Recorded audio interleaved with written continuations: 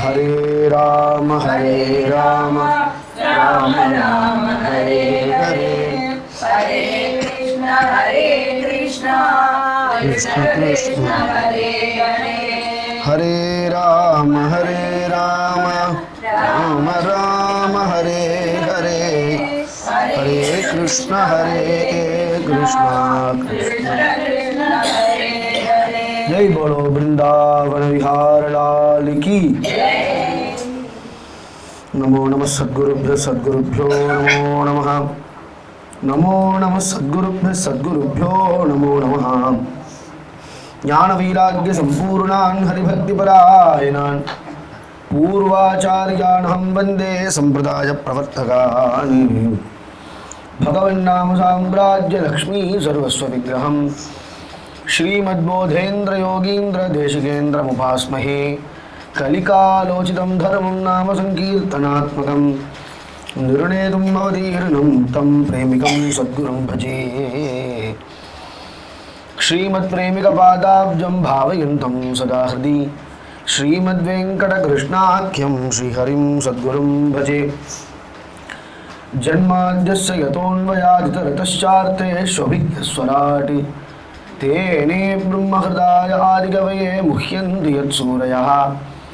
तेजो वारिमृदां यथा विनिमयो यत्र त्रिसर्गो मृषा धाम्ना स्वेन सदा निरस्तकुहकं सत्यं परं धीमहि धर्मः प्रोज्झितकैतवोऽत्र परमो निर्मत्सराणां सतां वेद्यं वास्तवमत्र वस्तु शिवदं तापत्रयोन्मूलनम् श्रीमद्भागवते महामुनिकृते किं वा परेरीश्वरः सद्यो हृद्यवरुध्यतेऽत्र कृतिभिः शुश्रूषुभिस्तत्क्षणात् निगमकल्पतरोर्गलितं फलं शुकमुखादमृतद्रवसंयुतं पिबत भागवतं रसमालयं मुहुरहो रसिका भुवि भावुकाः यं प्रव्रजन्तमनुपेतमुपेतकृत्यं दैपायनो विरहकातराजुवाव पुत्रेति तन्नयतया तरपोऽभिनेदुः तं सर्वभूतहृदयं मुनिमानतोऽस्मि।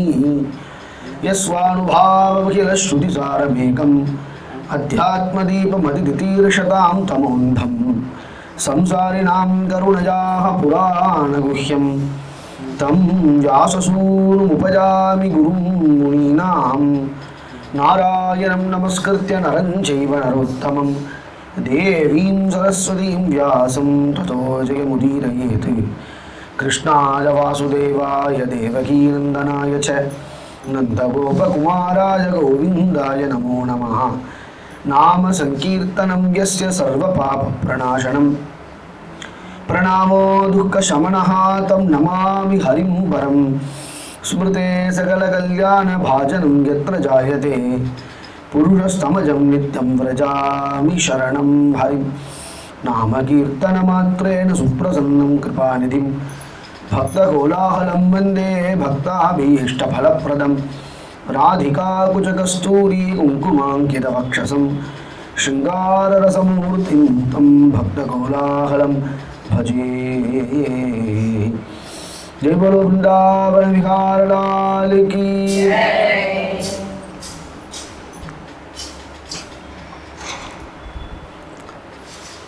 भगवान श्री कृष्णन பிருந்தாவனத்தை செய்த லீலைகள் அநேக லீலைகள். அநேக லீலைகளில் இந்த லீலை தான் அத்யுத்தமமான லீலை என்று குறிப்பிட்டு கூற முடியாது. எல்லா லீலையும் ரொம்ப ராசிக்கமாகவும் பக்தர்களுக்கு ஆனந்தப்பிரதமாகவும் சமஸ்த லீலைகளும் இருக்கு. கண்ணனுடைய லீலையில் வெறுக்கத்தக்க லீலைன்னு எதை சொல்ல முடியும்? இந்த லீலை எனக்கு பிடிக்காது, இது வெறுக்கத்தக்கது அப்படின்னு நம்ம எந்த லீலையை சொல்ல முடியும்? எந்த லீலையுமே ரொம்ப உயர்ந்த லீலை.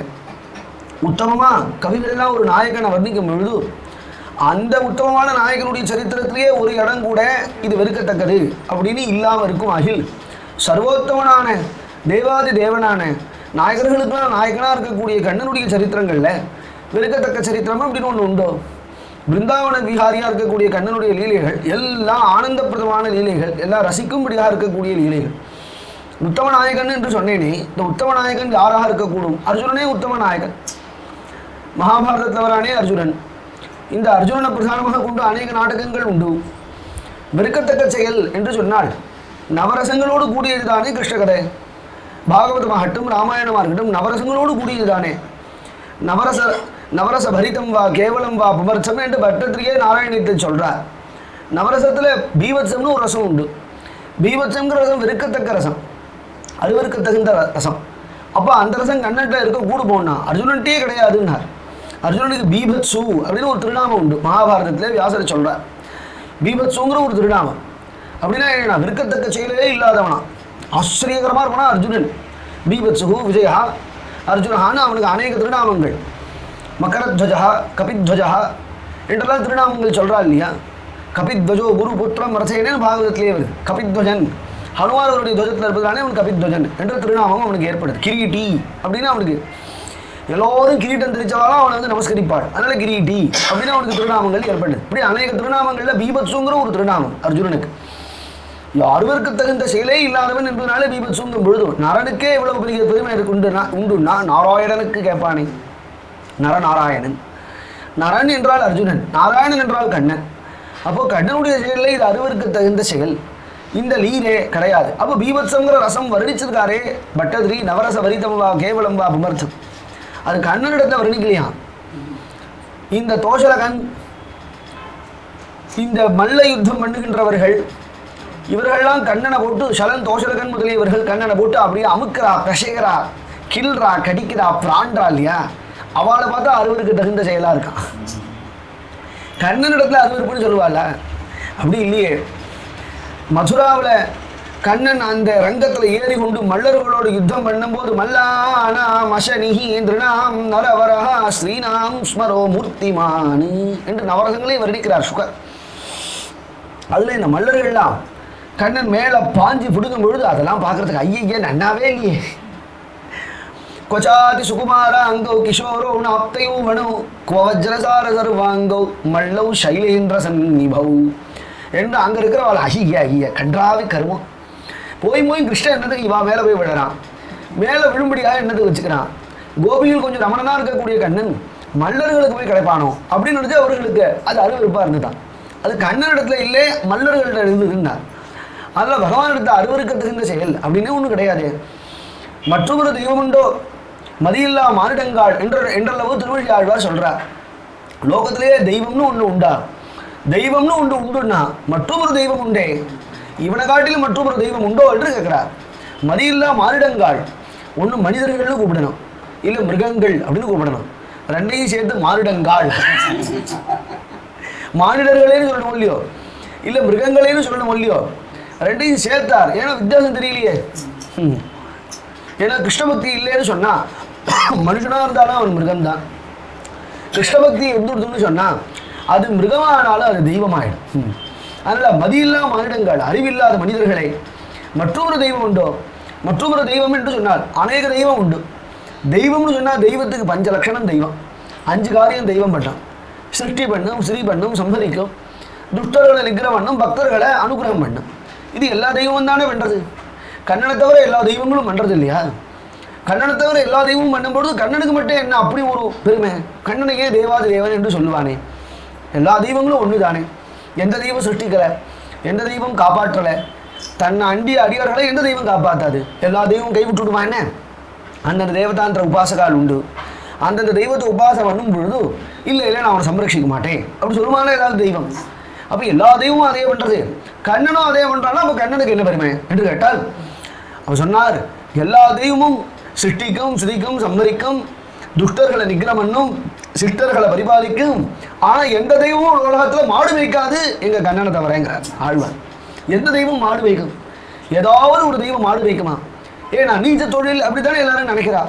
இன்றைக்கி லோகத்திலே பார்த்தோம்னா மாடு மேய்க்கிறவா எப்படி இருக்கா? இன்னுமே கஷ்டப்பட்டுட்டு தான் இருக்கா.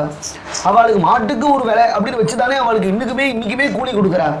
அவர்கள் வாழ்க்கையில் முன்னேற்றம் ஏற்பட்டதோ ஏன்னா மாடு மேய்க்கிறதா. வெய்யும் பொழுது எல்லாரும் எப்படி வெய்வா? படிக்காத குழந்தைகள் நம்மாத்திலே வெய்யும் பொழுது என்ன வெய்வா? ஒழுங்கா படிக்கலைன்னா பையலே மாடு மேய்க்கத்தான் லாய்க்கு அப்படின்பா. கண்ணனே மாடு மேய்ச்சி காட்டினான். அப்போ மாடு மேய்க்கிறது நீ அவச்செயல் நினைக்கிற இல்லையா? மாடு மேய்க்கிறது நீ மட்டன்னு நினைக்கிற இல்லையா? அப்போ சர்வலோக நியாமகனாக இருக்கக்கூடிய பகவான் அவன் நினைச்சானாம் நான் அந்த தொழிலை செய்வேன். கண்ணனை பொறுத்த மட்டிலும் இது நீச்சமான தொழில், இதுதான் உயர்ந்த தொழில் அப்படின்னு கண்ணன் நினைக்க மாட்டானா. எந்த தொழிலாக இருந்தாலும் கண்ணன் செய்வானா.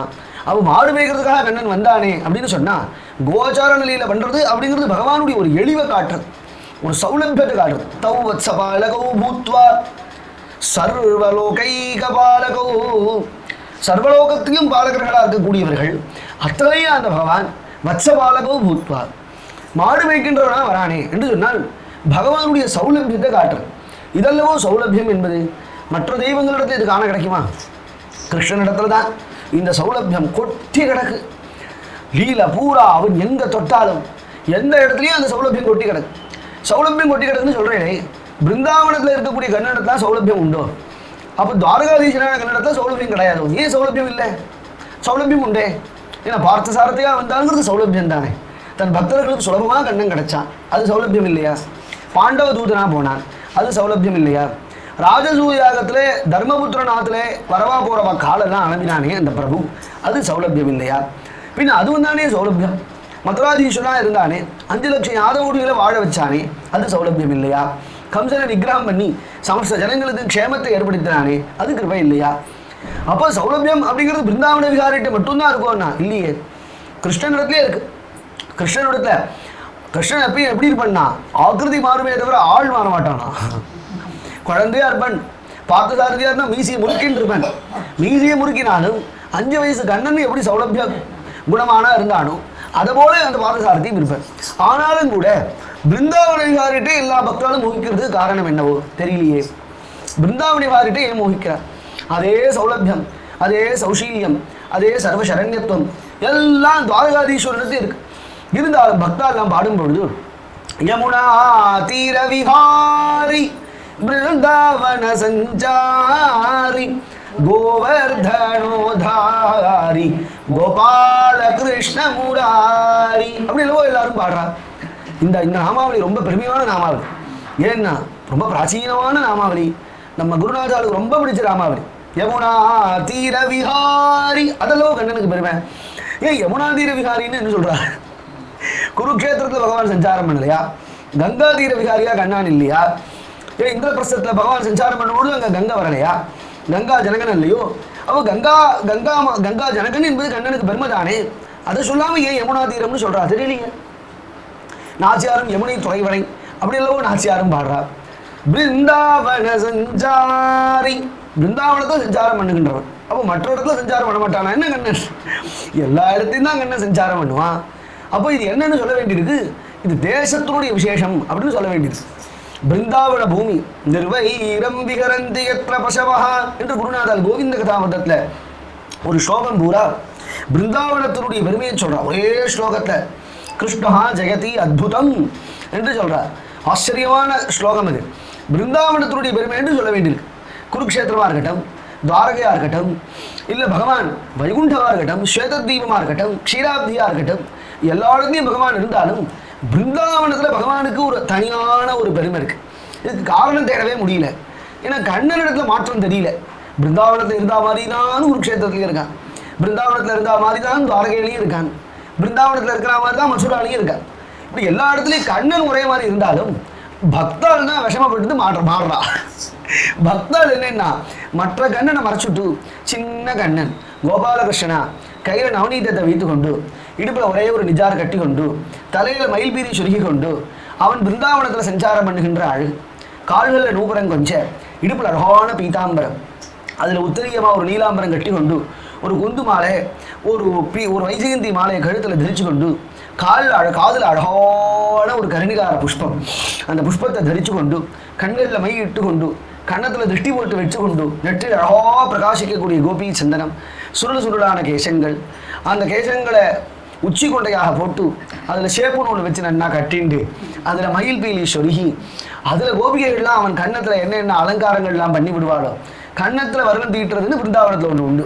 அப்படி வர்ணங்கள்லாம் கண்ணன் தீட்டி கொண்டு பிருந்தாவனத்தில் பசுக்கள் மத்தியில் அந்த கண்ணன் சஞ்சாரம் என்ற அழகல்லவோ அழகு. அந்த கண்ணன் படம் தான் எல்லாராத்துலேயும் இருக்குமே தவிர பார்த்தசாரதி படம் ரொம்ப குறைச்சலாக இருக்கு. பிருந்தாவனத்தில் பகவான் வேணுகானம் பண்ணி கொண்டு போகும்பொழுது பகவானுடைய வேணுகானத்தை கேட்டு மொகிச்சு போன பசுக்கள்லாம் அப்படியே பின்னாடி வந்து அவன் வியஸ்தவாதரான் இருக்கும் பொழுது அவன் சரணத்தை நக்கி கொண்டு அவனுடைய முதுகலை தன் முதுகை போட்டு தேய்ச்சி கொண்டு இருக்கு. அது கண்ணனுக்கும் சுகமாக இருக்கு. இப்படி கண்ணன் சாஞ்சின்னு இப்படி வேணுகானம் பண்றானே, இந்த வேணுகோபாலன் தானே எல்லாரும் தியானம் பண்றான். இந்த வித்தியஸ்தவாதனான முரளிதரன் தானே எல்லா மகான்களும் மனசுல தியானம் பண்ணுகிறார்கள். அப்போ கோச்சார நிலையில பண்ணுகின்ற அந்த கண்ணன் தான் எல்லோரும் மனசுலயும் இருக்கானா. பிருந்தாவனத்துல பகவான் இப்படி அநேக லீலைகளை பண்ணி கொண்டு இருக்கிறார். ஒரு நாள் காலமே கண்ணன் எழுந்து கொண்டு பல்ராமண்ணாவையும் விட்டு விட்டு கண்ணன் கிளம்புறானா. இப்படி கிளம்பி கண்ணன் சொல்றான், ஏன் நான் காளியன்னு உனக்கு இந்த விஷநாகம் வந்துட்டானா. அவன் வந்து பிருந்தாவனத்தில் யமுனையில் பிரவேசிச்சான். அவன் பிரவேசித்த மாத்திரம் யமுனை பூரா விஷம். யார் தீர்த்தம் குடித்தாலும் எல்லாரும் மயங்கிடுறா. பசுக்கள்லாம் தீர்த்தம் குடிச்சா மயங்கிடுறது. பட்சிகள்லாம் அந்த யமுனா தீரத்துக்கு மேலே பலர்ந்தா இவனுடைய விஷபாதையினால் புசு புசுன்னு பொசுங்கி விழுந்து விடுறதான். பட்சிகள்லாம் மரங்கள்லாம் பட்டு போய்டுறது, பழங்கள்லாம் கருத்து போய்டுறது, செடிகள்லாம் வாடி போய்டுறது, புஷ்பங்கள்லாம் பஸ்பம் ஆயிடுறது. அப்படி ஒரு விஷபாதை. இந்த காளியன் மகா துஷ்டன். தேவனாம் 100 தலையாக இந்த காளியனுக்கு. இவன் என்னது இங்கே வந்தான் என்று கேட்டால் அதுக்கு ஒரு கதை சொல்கிறார். ரமண தீபகம் அப்படிங்கிறது தான் இவருடைய நாகர்களுடைய ஸ்தலம். இந்த ஸ்தலத்தில் நிறையா கார்கோட்டகன், தக்ஷகன், வாசுகி முதலிய அநேக தேவநாகங்கள் உண்டு. எல்லா நாகங்களும் கருடரை கண்டு பயப்படுறது, கருடாழ்வானை கண்டு பயப்படுறது. பெரிய திருவடி, பெருமாளுடைய பெரிய திருவடி, அவர் கண்டு பயப்படுறது. அவர் அடிக்கடி வந்து எல்லா பாம்புகளையும் கொத்திண்டு போய் நூடுல்ஸ் சாப்பிட்ற மாதிரி சாப்பிட்டுவார். உடனே அந்த பாம்புகள்லாம் ஒரு சபையை கூட்டி, உங்களுக்கு கருட பஞ்சமி அன்னிக்கோ இல்லை வெறும் பஞ்சமி அன்னிக்கோ உங்களுக்கு நாங்கள் பலி கொடுத்துடுறோம் அப்படின்னு சொன்னதும் எல்லா பாம்புகளும் சொன்னதும் கருடன் ஹரின்னா, ஹரினா சரின்னு அர்த்தம். ஆனால் இந்த காளியனுக்கு மட்டும் அது பொறுக்கலை. என்னதுக்கு கருடனுக்கு பலி? அந்த பாம்புகளுக்கு 5 வருஷத்துக்கு ஒரு தரையோ 10 வருஷத்துக்கு ஒரு தரையோ அவளுக்குள்ளேயே அவளே தலைவராக ஆய்ப்பா. இந்த காளியனுக்கு உடனே அவனுடைய பொறுப்பு வந்ததும் உடனே எல்லா நாகர்களையும் அழைச்சு, இனிமேல் ஒருத்தாரும் கருடனுக்கு பலி போடக்கூடாது அப்படின்னதும் எல்லா பாம்புகளும் இப்படி தலையாடும். இப்படி தலையாட்டினா சரின்னு அர்த்தமா வேண்டான்னு அர்த்தமா? எல்லாம் இவனிடத்த தலையாட்டிவிட்டு அந்த பாம்புகள்லாம் அந்தண்ட போய் பேசிட்டு இவன் பாட்டுக்கு எத்தையாவது பில் பாஸ் பண்ணுவான். திண்டாடுறது என்னமோ நாம தான். அதனால நாம் என்ன பண்ணுவோம்னா அவனுக்கு தெரியாம பலி போட்டு விடுவோம் அப்படின்னு அதுகள். அவனுக்கு தெரியாம ஒரு இடத்துல போய் பலி போட்டதும் அது எப்படியோ இவன்கிட்ட போய் யாரோ என்ன பண்ணாலும் தெரியல, இவனுக்கு அப்படியே தெரிஞ்சுடுத்து காளியனுக்கு. உடனே அங்கிருந்து வந்து கருடனை அவமானப்படுத்தணும்னு நினைச்சான் அவன். கருடனுக்கு என்னதுக்கு அப்படி ஒரு மகத்துவம்? பெருமாளையே தூக்கிறாருங்கிறது அவருக்கு எவ்வளவு பெருமை. சர்வலோகத்தையும் தன் குக்ஷியில வச்சுட்டு இருக்கக்கூடிய பெருமாளை கருடன் தூக்குறாருன்னா அப்போ பெருமாளை விட சக்தி ஜாஸ்தி கருடனுக்கு. அப்படி தெரிஞ்சுக்க வேண்டாமோ? பெருமாளுடைய பெரிய திருவடியை நினைச்சிட்டு நமஸ்கரிக்க வேண்டாமோ? ஆனால் இவன் அவருக்கு வச்ச பலியை சாப்பிட்டதும் இவன் போடுற பலி அவருக்கு எம்மாத்திரம். அவர் அமிர்த கண்டர், அவருக்கு இதெல்லாம் தேவையில்லை. இருந்தாலும் கூட அவமானப்படுத்தினான்னதும் உடனே ஹரின்னு அப்படியே கூச்சலிட்டு கொண்டு அப்படி வந்து அவனை பலாறு ரக்கையினால் அடித்து நகத்தால் கிழிச்சு அழகால் அவனை குத்தி அவனுக்கு வலி தாங்காமல் அங்கே ஓடி இங்கே ஓடி எங்கே ஓடினாலும் கருடன்றது சுக்ரீவன் பக்கத்தில் அனுமார் இருந்தார். சுக்ரீவன் இப்படி வாழி எல்லா இடத்துலையும் அடித்து துரத்தினான். இப்படி அடித்து துரத்தி எங்கே போனாலும் அடிப்பானா. தேசத்தில் திக்கில் உலகத்தில் எங்கே போனாலும் இப்படி அடிச்சதும் ஹனுமார் சொன்னார், என்னத்துக்கு சுக்ரீவ மகாராஜன் அங்கங்கே ஓடுறேன், என்ன பண்ணுறது, அடிக்கிறானே. ஒரு சுகமான ஒரு இடம் இருக்கு, சொல்லட்டுமா? என்ன, உங்கள் ஆத்து கொள்ளையில் போய் இருக்கும். ஏன்னா உங்கள் ஆத்து கொள்ளைக்கு வரமாட்டான். ரிஷிமுக பருவத்துக்கு அவன் வரமாட்டானான். ஏன்னா அவங்க ஒரு அபச்சாரப்பட்டான். மதங்களுக்கு அபச்சாரப்பட்டதுனால மதங்கள் சபிச்சுட்டார் வாலி இந்த மனத்துக்குள்ள பிரவேசிச்சான். அவன் தலை வெடிச்சிடும். துந்துபிங்கிற ராட்சசனை வதம் பண்ணி மதங்களுடைய ஆசிரமத்தை விட்டு எறிஞ்சான். தபஸ் பண்ணி இந்த மதங்களை முன்னாடி புத்துன்னு வந்து விழுதுடும். தபஸ் கலைஞ்சுதான். எவன்டா அது இப்படி பார்த்தா, இப்படி எட்டி பார்த்தான். இங்கே வந்தேன்னா தலை வெடிச்சிடும் பயலேண்டா. அதில் நான் என்னத்துக்கு வரேன் அப்படின்னு ஆகும். உடனே அனுமானத்தை தெரிஞ்சுட்டு சுக்ரீவனுக்கு சொன்னான். அதுலேயும் சுக்ரீவன் அங்கே சுஷ்யமுக பர்வதத்தையும் சுகமாக வாழ்ந்தானான்.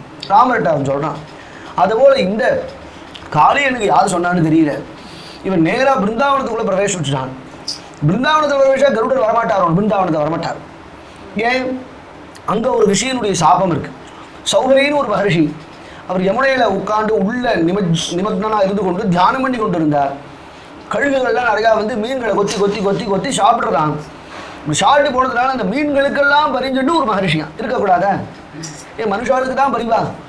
மிருகங்களெல்லாம் இஷ்டத்துக்கு வசிக்கிறாளே, அப்போ மிருகங்களுக்கு பறிஞ்சுட்டு ஒரு மகர்ஷி வேணும் இல்லையா? மிருகங்கள்லேயும் உயிர் இருக்கு இல்லையா? அதுங்களுக்கு பேச தெரியாது, சொல்ல தெரியாதுங்கிறதுனால வழி இல்லைன்னு சொல்ல முடியுமா? என்ன மிருகத்தை வதச்சு விட்றாளே. அதனால் மிருகங்களே சாப்பிட்றதே ஜீவோ ஜீவஸ்ய ஜீவனம்னு பாகவதம் சொல்லியிருக்கு. அப்படி இருந்தாலும் அனாவசியமாக கொல்லக்கூடாது இல்லையா? மிருகங்களை வதைக்கிறது அப்படிங்கிறது பெரிய விஷயம் இல்லை. பெரிய பெரிய கழுகுகள்லாம் வந்து இந்த மீன்களை கொத்திடுறதும் அப்படின்றது இவருக்கு மீன்கள்கிட்ட பரிவு ஜாஸ்தியாம் இந்த மகரிஷி. இப்போ ஏன்னா கூடயே இருந்திருக்காரு இல்லையா? யமுனையிலேயே உட்காண்டதுனால மீனெல்லாம் பார்த்து மீனோட பேசி பழகி எல்லாம் பண்ணியிருக்காரு போட்டுருக்கு. உடனே அந்த மீன்கள்லாம் சொன்னதும் உடனே அவர் சபிச்சார். இதுவே கழுகுகள்லாம் பிருந்தாவனத்துக்குள்ள வந்தால் எல்லா கழுகுகளும் தலை வெடிச்சிடும் அப்படின்னு சபிச்சார். இது கருடனுக்கு கிடையாது, சாமானிய கழுகுக்கு தான். ஆனாலும் கருடர் வந்து அந்த மகர்ஷியனுடைய வாக்கியத்தை மதித்து வரது இல்லையா? இதை எப்படியோ தெரிஞ்சுட்டான் இந்த காளி. அப்படி தெரிஞ்சுட்டு முதல்ல எப்பயுமே ஒரு ஊருக்கு வரான்னா ஒத்தராக தான் வருவார். முதல்ல ஆத்துக்காரர் மட்டும்தான் வெளிநாட்டுக்கு போவார். அப்புறம் அங்கே போய் அவர் சின்னதாக ஒரு வேலையெல்லாம் பார்த்து ஒரு பரிசிரமப்பட்டு ஒரு வீடு வாங்குவார். அப்புறம் ஆம்படையால் அழிச்சுன்னு வருவார். அப்புறம் குழந்தைகள்லாம் அழிச்சுன்னு வருவார். அப்புறம் அப்பா அம்மா அழிச்சுன்னு வருவார். அப்புறம் 6 மாதத்துக்கு ஒரு தடவை மாமனார் மாமியார் எல்லாரும் அங்கே வர. அப்புறம் நண்பர்கள்லாம் வருவார். அப்புறம் தெரிஞ்சவாள்லாம் வருவார். அப்புறம் இருக்கிறதோ என்ன வெளிநாடு. அப்புறம் அதுக்கு என்ன பேர் வந்துடும்? லிட்டில் இந்தியா அப்படின்னு அங்கே போய் பேர் வந்துடும். அப்படின்னு அந்த ஊரில் ஒரு தெருவே வந்துடும். பார்த்தா எல்லாம் இவா பந்துக்களாக இருப்பான், தெரிஞ்சவாளாக இருப்பாள். இது என்ன அமெரிக்காவா இல்லை இந்தியாவா அப்படிங்கிற வித்தியாசமே தெரியாது. அதுபோல் இவன் என்ன பண்ணான்? முதல்ல இவன் மட்டும்தான் காளியை மட்டும்தான் வந்தானா. அதுக்கப்புறம் காளியனுடைய ஆத்து மாமி, அப்புறம் காளியனுடைய புள்ள, காளியனுடைய பொண்ணு, அப்புறம் மாப்பிள்ளை, அப்புறம் மாட்டு பொண்ணு, அப்புறம் பேத்தி பாம்பு, பேரம்பாம்பு, கொள்ளு பேரன், எள்ளு பேரன். என்ன நீங்களா என்னமோ சொல்கிறேன்? நான் சொல்லலை சுவாமி. சுகர் சகலத்ர சுஹ்ருத் புத்திரஹா பல இடங்கள்ல சொல்கிறேன். சகலத்ர சுஹ்ருத் புத்திரஹா தீபமப்தேர் ஜகாமன்னு காளியத்தில் முடியும் பொழுது சொல்கிறேன். அவன் போகும்பொழுது இவாளெல்லாம் அழைச்சிட்டு போனான்னா அப்போ வரும்பொழுது இவாளை அழைச்சிட்டு வந்திருக்கான் தானே, வந்தால் தானே போகும்போது அழைச்சிட்டு போக முடியும். இப்படி அந்த பாம்பு அங்கே வியாபிச்சு ஒரே பாம்பாக இருக்கு. எல்லா இடத்துலையும் விஷபாதை. அந்த பாம்பை திரும்ப ரமண தீபத்துக்கே அனுப்பணும்னு பகவான் சங்கல்பம் பண்ணி கொண்டு காலமே எழுந்து கொண்டு மூலகச்சம் கட்டி கொண்டு வரேன். பல்ராமன் அடக்க சொல்லிக்கவே இல்லை. பல்ராமன் அவன் விட்டுட்டு வந்துட்டான். ஏன் பல்ராமன் அவன் விட்டுட்டு வந்துட்டான் என்று கேட்டால், என்னதான் பல்ராமன் இவனுக்கு அண்ணாவா இருந்தாலும் அவரும் இந்த பாம்பு ஒரே ஜாதி தானே. அவரும் பாம்பு இவரும் பாம்பு. அதனால பகவான் இப்போ காளியை நிறுத்தணும்னு பண்ணி அந்த காளியின் மேலே உச்சியில் ஜல் ஜல் ஜல் ஜல்னு ஆடும் பொழுது அவர் ஆட விட மாட்டார். அவர் வந்தாருன்னா என்னதுக்கு கிருஷ்ணா நான் பேசி அனுப்புகிறேன். துரியோதனனோட பீமன் யுத்தம் பண்ணும் பொழுதே யுத்தத்தை தடுக்கணும் வந்தவர் பல்ராமர். ஏன்னா துரியோதன்ட்ட அவருக்கு தனி பாசம் உண்டான். என்ன பாசம்? துரியோதனன் அவருடைய சிஷ்யனா, அதனால பாசம் உண்டு. அதனால் அதுக்கெல்லாம் ஒத்துக்க மாட்டார். கண்ணன் நினைச்சான் இது சரி வராது, அவர் விட்டுவிட்டு போயிடுவான். மற்றொரு காரணம் என்னவென்று கேட்டால் கண்ணனுடைய மகத்துவத்தை தெரிஞ்சது உலகத்திலேயே அவர் ஒருத்தர் தானே. அதனால இப்போ காளிய நிறுத்தனை நான் ஆடும் பொழுது கோபிகைகள்லாம் கோபர்கள்லாம் நந்தபாபா யசோதை உள்பட மூர்ச்சியாகி கீழே விழுந்து பிராணனை விடலாமா என்று அவர்கள் நினைக்கும் பொழுது கண்ணனுடைய மகத்துவம் தெரிஞ்சது பல்ராமர் தான். அதனால அவர் கரையில் இருக்கணும். கூட இருக்கிறது காட்டிலும் அவர் கரையில் இருக்கிறது தான் பகவான் உச்சிதம் என்று நினைச்சு அவரை விட்டுக்கொண்டு பகவானுடைய யமுனா தீரத்துக்கு வந்தான். காளிய காட்டுக்கு வந்தான். அங்கே அழகான ஒரு கதம்ப விருட்சம். அந்த கதம்ப விருட்சத்தில் பகவான் ஏறினான். மூலகச்சை கட்டி கொண்டு பகவான் அப்படி பார்த்தான். பார்த்தா கீழே ஒரு புதர். அந்த புதருக்குள்ள அந்த காளியன் இப்படி இருக்கிறத பார்த்துதான் 5 வயசு குழந்தை தானே, பயப்பட வேண்டாமோ? பயமே இல்லாம துளி கூட பயம் இல்லாம ஜல்லுன்னு உடனே உள்ள குதிச்சு சொலைய மாற தம் சண்ட வேக விஷவீரியம் அவேக்ஷதேன துஷ்டாம் நதீஞ்ச கலசையமனாவதாரா கிருஷ்ணகா கதம்பம் அதிருஹ்ய ததோதி துங்கம் ஆஸ்போட்யகாடரசனஹ ஞபதத் விஷோதே. இப்படி பகவான் ஜல்லுன்னு குதிச்சான். தம் சண்டவேக விஷவீரியம் அவேக்ஷதேன பயங்கர விஷத்தை கக்குறான். புஷ் புஷ்னா அந்த பாம்பு விஷத்தை கக்குவனான். அதை பகவான் பார்த்துட்டோம். துஷ்டாம் நதீம் ச கலசையமனாவதாரகா யமுனையே வீணா போயிடுச்சேன்.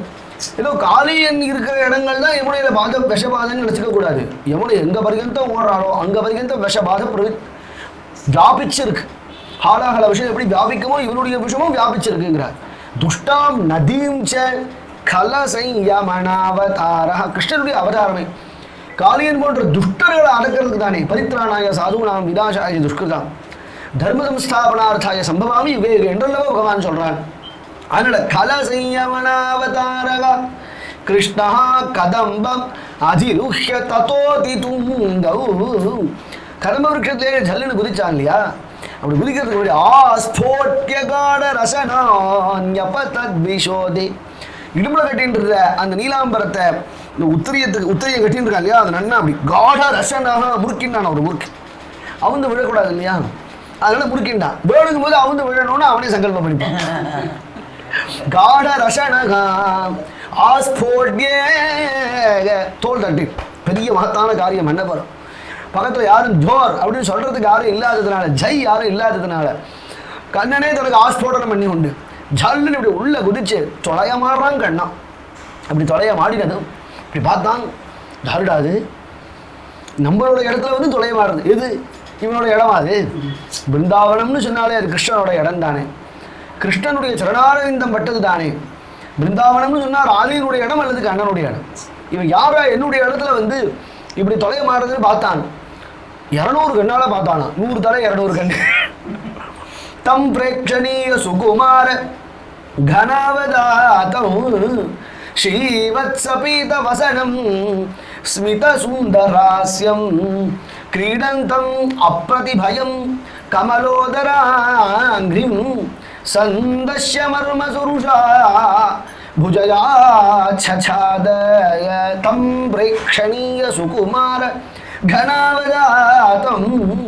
கண்ணனை பார்த்தா யாருக்கு தான் சொக்காது, 2 கண்ணு படைச்சவாளுக்கே சொக்கிறதுக்கு பொழுது 200 கண்ணு உள்ளவனுக்கு சொக்காதா, 200 கண்ணு சொக்கித்துங்கிறார். என்ன அழகு என்ன அழகு அந்த கண்ணன். யமுனையும் கருப்பு, கண்ணனும் கருப்பு, எல்லாம் கருப்பா இருக்கு, அதுல இவன் கருப்பு தனியா தெரியுதுங்கிறார். பிரேக்ஷணீய சுகுமார என்ன அழகு, அவனை பார்த்தாலே கட்டிக்கணும் போல இருக்கே, மிருதுவா சுகுமாரனா இருக்கானே. மாடே மேய்ச்சாலும் மொரடு கரடா அப்படி இருக்க மாட்டான் நான் கண்ணம், சுகுமாரனா இருப்பான். சுகுமார கணவதாதம் நீலமேக சாமலன்னு தெரிகிறதா. அவனுடைய சரீரத்தில் இருக்கக்கூடிய நீலவர்ணம், யமுனையில சுவாபாவிகமாக இருக்கக்கூடிய கிருஷ்ணவர்ணம், ரெண்டும் சேர்ந்து பார்க்கும் பொழுது அந்த காரியத்துக்கு ஆசையாக இருக்கான் கண்ணனை பார்த்தான். இப்படி பார்த்ததை யாருன்னு தான் முதல்ல பார்த்தான். இது கண்ணன் அப்படிங்கிறது அவனுக்கு தெரியாது. இருந்தாலும் இது என்ன இப்படி ஒரு குழந்தை, இவ்வளோ அழகான ஒரு குழந்தையை நான் கண்டதே இல்லையே அப்படின்னு அவனுக்கு கண்ணனை பார்த்த மாத்திரத்தில், பிருந்தாவனத்தில் பிரவேசித்த மாத்திரத்தில், யமுனா நதியில் பிரவேசித்த மாத்திரத்தில் அவனை அறியாமலேயே அவன் துஷ்டனா இருந்தாலும் அவனுக்கு சுத்தமான பிரேம ஹிருதயத்தில் வந்து விடுத்தான். சுகுமார கணவதாதம் ஸ்ரீவத்ஸபீத வசனம் ஸ்மித சுந்தராஸ்யம். என்னதான் இருந்தாலும் அவன் நெஞ்சில் இருக்கக்கூடிய அந்த தாயார் மட்டும் பிரியவே மாட்டாள். ஸ்ரீவத்ஸங்கிற மச்சம், பீத வசனம் ஸ்மித சுந்தராஸ்யம். அந்த காளியன் தன்னை பார்க்கறது கண்ணன் பார்த்துட்டான். கண்ணன் பார்த்துதான் தன்னை கண்டு அந்த குழந்தை பயப்படுமோன்னு நினைச்சான் காளியன். ஆனா கண்ணனோ என்ன செய்தவோ என்னவென்று கேட்டால் ஸ்மித சுந்தராஸ்யம். ஜல்லுன்னு சிரிக்கிறான். 100 தலை பாம்பு இருக்கு, பாம்பு பார்த்து ஜல்லுன்னு சிரிக்கிறானே. ஏன்னா கிரீடந்தம் அப்ரதிபயம் கமலோதராங்கிரிம். யாருக்கு யாரை கண்டு பயம், அவனை கண்டுதான் எல்லா பஞ்சபூதங்களும் பயப்படும். பீஷாஸ்மாத்வாதே பீஷோதே சூரியான் சத்தியே நோத்தாபிதா பூமி சூரியே நோத்தாபிதா தியௌ என்று இந்த பூமியோ இந்த காற்றோ இந்த ஆகாசமோ இந்த நீரோ எதுவுமே அவனை கண்டு பயந்து அவனுடைய கட்டளைக்கு அவன் இட்ட கட்டளையை சிறசா வகித்து கொண்டு பயந்து கொண்டு இருக்கிறது. அந்த கண்ணனுக்கு எதை கண்டு பயம், இந்த காளியனை படைச்சதே அந்த கண்ணன் தானே. 1000 பணாபடிகள் இருக்கக்கூடிய ஆனந்தன் மேல படுத்து இருக்கக்கூடிய பகவானுக்கு இந்த பாம்பு வெறும் இத்தினூண்டு செவட்டு பாம்பு மாதிரிதானா. 100 தலை அவனுக்கு எம்மாத்திரம், 1000 தலையில சேஷ சயனன்னா அவன், சேஷ சயனன் பத்மநாபன் எப்படி திரு திருடு படுத்து கொண்டிருக்கார் திருவனந்தபுரத்துல. 1000 தலையில இருக்கக்கூடிய ஆனந்த சகசிர பணாபடியை பார்த்த அந்த பகவானுக்கு 100 தலையை பார்த்த பயம் வருமா. அப்பிரதிபயம், பயம் இல்லாதனால என்ன செய்யறான், கிரீடந்தோ அப்படி இங்கேயும் அங்கேயும் நீச்சல் அடிச்சு இந்த பக்கம் போறான் அந்த பக்கம் போறான், இக்கரைக்கு வரான் அக்கறைக்கு வரான், இப்படி நீச்சல் அடிக்கிறானா கண்ணன். கமலோதரா அங்கிரிம் அப்படி நீச்சல் அடிக்கும் பொழுது அவனுடைய சரணாரவிந்தம் பார்த்தோ, அவனுடைய நாபிகமலத்தை பார்த்தோ அது எப்படி இருக்குன்னா தாமரை மாதிரி இருக்கு. பத்மநாபன் அப்படி சொல்றாரோ இல்லையோ. கமல உதர அங்கிரிம், கமலம் தான் அவனுடைய வயலும் தாமரை போல இருக்கு, அதனால பத்மநாபன் அப்படின்னு பகவான் சொல்றான். அதனால பத்மநாபனை கண்டும் இவனுக்கு புரியலையே, பின்ன என்னத்துக்கு சுகர் சொல்றாருனா, அடே அது பத்மநாபன்டா, சாதாரண குழந்தை இல்லைடா, அவர் திருவடியை கவனி, அவருடைய நாபிகோலத்தை நீ பாரு, அதை பார்த்தேன்னா அது பத்மநாபன் புரிஞ்சுக்கோங்கிறதுக்காக அப்படி வருகிறார். கமலோதராங்கிரிம் சந்தஸ்ய இப்படி கண்ணனை பார்த்துட்ட உடனே கண்ணனை கட்டிக்கணுங்கிற ஆசையினால அந்த புதர்லேருந்து கிளம்பி வரான். அத திக்ஷு விதிக்ஷு பரிக்ஷு பிரமிதோதர வாரிணி நாத பரை உதகாதுதகாதுரகாதிபதிஸ்ததுபாந்தமசாந்த ருஷாந்தமனாக. பாம்பு வராமலே வர்ணிக்கிறார் பட்டத்தை. புஷ் புஷ் புஷ் புஷ் புஷ் புஷ் அப்படிதானே வரும் பாம்பு. அப்படி நீஞ்சி நீஞ்சி நீஞ்சி நீஞ்சி நீஞ்சி நீஞ்சி அப்படி வரும் இல்லையா? அதை போல அத திக்ஷு விதிக்ஷு பரிக்ஷு பித, ஒவ்வொரு திக்கிலையும் 10 திக்கிலையுங்கிறார். முதல் திக்ஷுனா 4 திக்கு, விதிக்ஷுனா 10 திக்கு. எல்லா திக்ஷுலையும் பரிக்ஷு பித பிரமிதோதரவாரிணிநாதபரை. இவன் வரும்பொழுது எல்லா இடத்துலையும் அந்த யமுனா ஜலம் பீச்சுன்னு இப்படி அடிக்கிறது, யமுனா ஜலத்தை கிழிச்சுன்னு இப்படி வரும். உதகாதுதகாதுரகாதிபதி, உதகாதுனா தீர்த்தம், அந்த தீர்த்தத்திலேருந்து உதகாத் வெளியில எழுந்து வந்தான். யாரு? உரகாதிபதி. காளியன் வராங்க. என்ன அருமையான பதப்பிரயோகம் பாரு. ஒரே மாதிரி பதப்பிரயோகம் போடுறாருன்னு நினைச்சுக்கிறோம். ஒரே மாதிரி போட்டா அர்த்தம் மாறும், அக்ஷரத்தை மாத்துறாரு. உதகாதுதகாதுரகாதிபதி ததுபாந்தமசாந்தருஷாந்தமனாக. ததுபாந்தம், ஹே குருவாயூரப்பா, ஒன்ன கண்டு வராரே ஒன்ன கண்டு வராரே ஒன்ன கண்டு வராரே அப்படின்னு இவருக்கு பயமா இருக்கு. பட்டத்திரி பயப்படுறார். ஆனா அசாந்தருஷாந்தமனாக. கண்ணன் எப்படி இருக்கா? ஜிலு ஜிலுன்னு. கண்ணன் ஜிலு ஜிலுன்னு இருக்கான். கண்ணனை நோக்கி அது வேகமா வருது. ஏன்னா அசாந்தம். கண்ணனை பார்த்தா சாந்தி வர வேண்டியதுக்கு அதுக்கு சாந்தி இழந்துடுத்து. கண்ணனை பார்த்தா சாந்தி வரும், கண்ணனை பார்த்ததுலேருந்து சாந்தியும் போகும். தொதுபாந்தம சாந்த ருஷாந்தமனாக.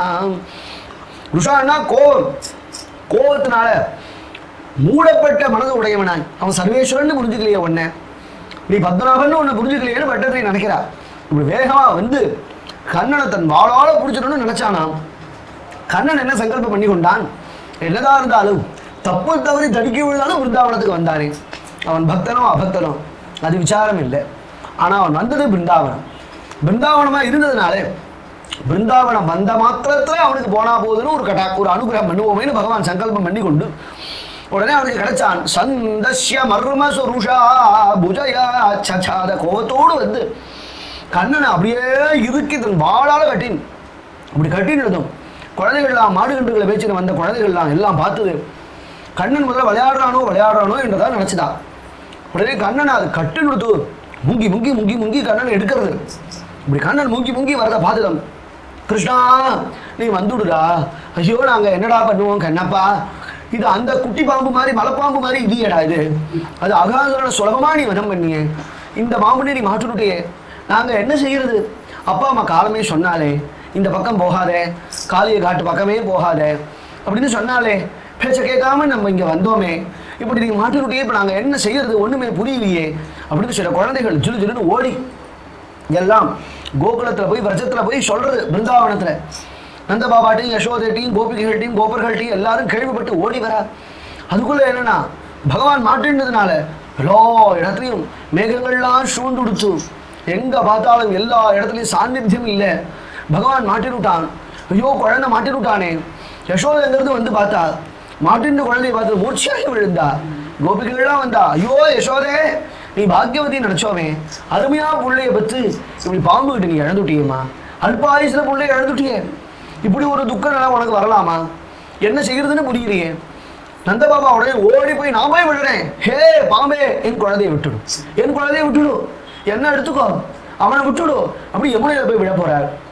ராதா, லலிதா, விஷாகா, சம்பகவல்லி, துங்கவித்யா, ரங்கதேவி முதலிய அஷ்ட சகிகள்லாம் அது பார்த்த மாத்திரத்திலே ஐயோ இதை பார்க்க கூட அவர்களால் முடியலையே, மூர்ச்சியாகி பொத்து பொத்துன்னு எல்லாரும் கீழே விழுந்தார்கள் மயங்கி. என்ன செய்யறதுன்னு புரியல. நந்தபாபா அப்படி போய் விழும்பொழுது அப்பதான் பலராமன் அவன் தடுக்கிறான். பா என்னப்பா, பகவானுடைய மகத்துவம் தெரியாதா? நம் குழந்தை சாதாரண குழந்தையா? சர்வேஸ்வரன் அல்லவோ அவன், அவன் பகவான் அல்லவோ, தேவாதி தேவன் தானே, அவனை யாரால என்ன பண்ண முடியும்?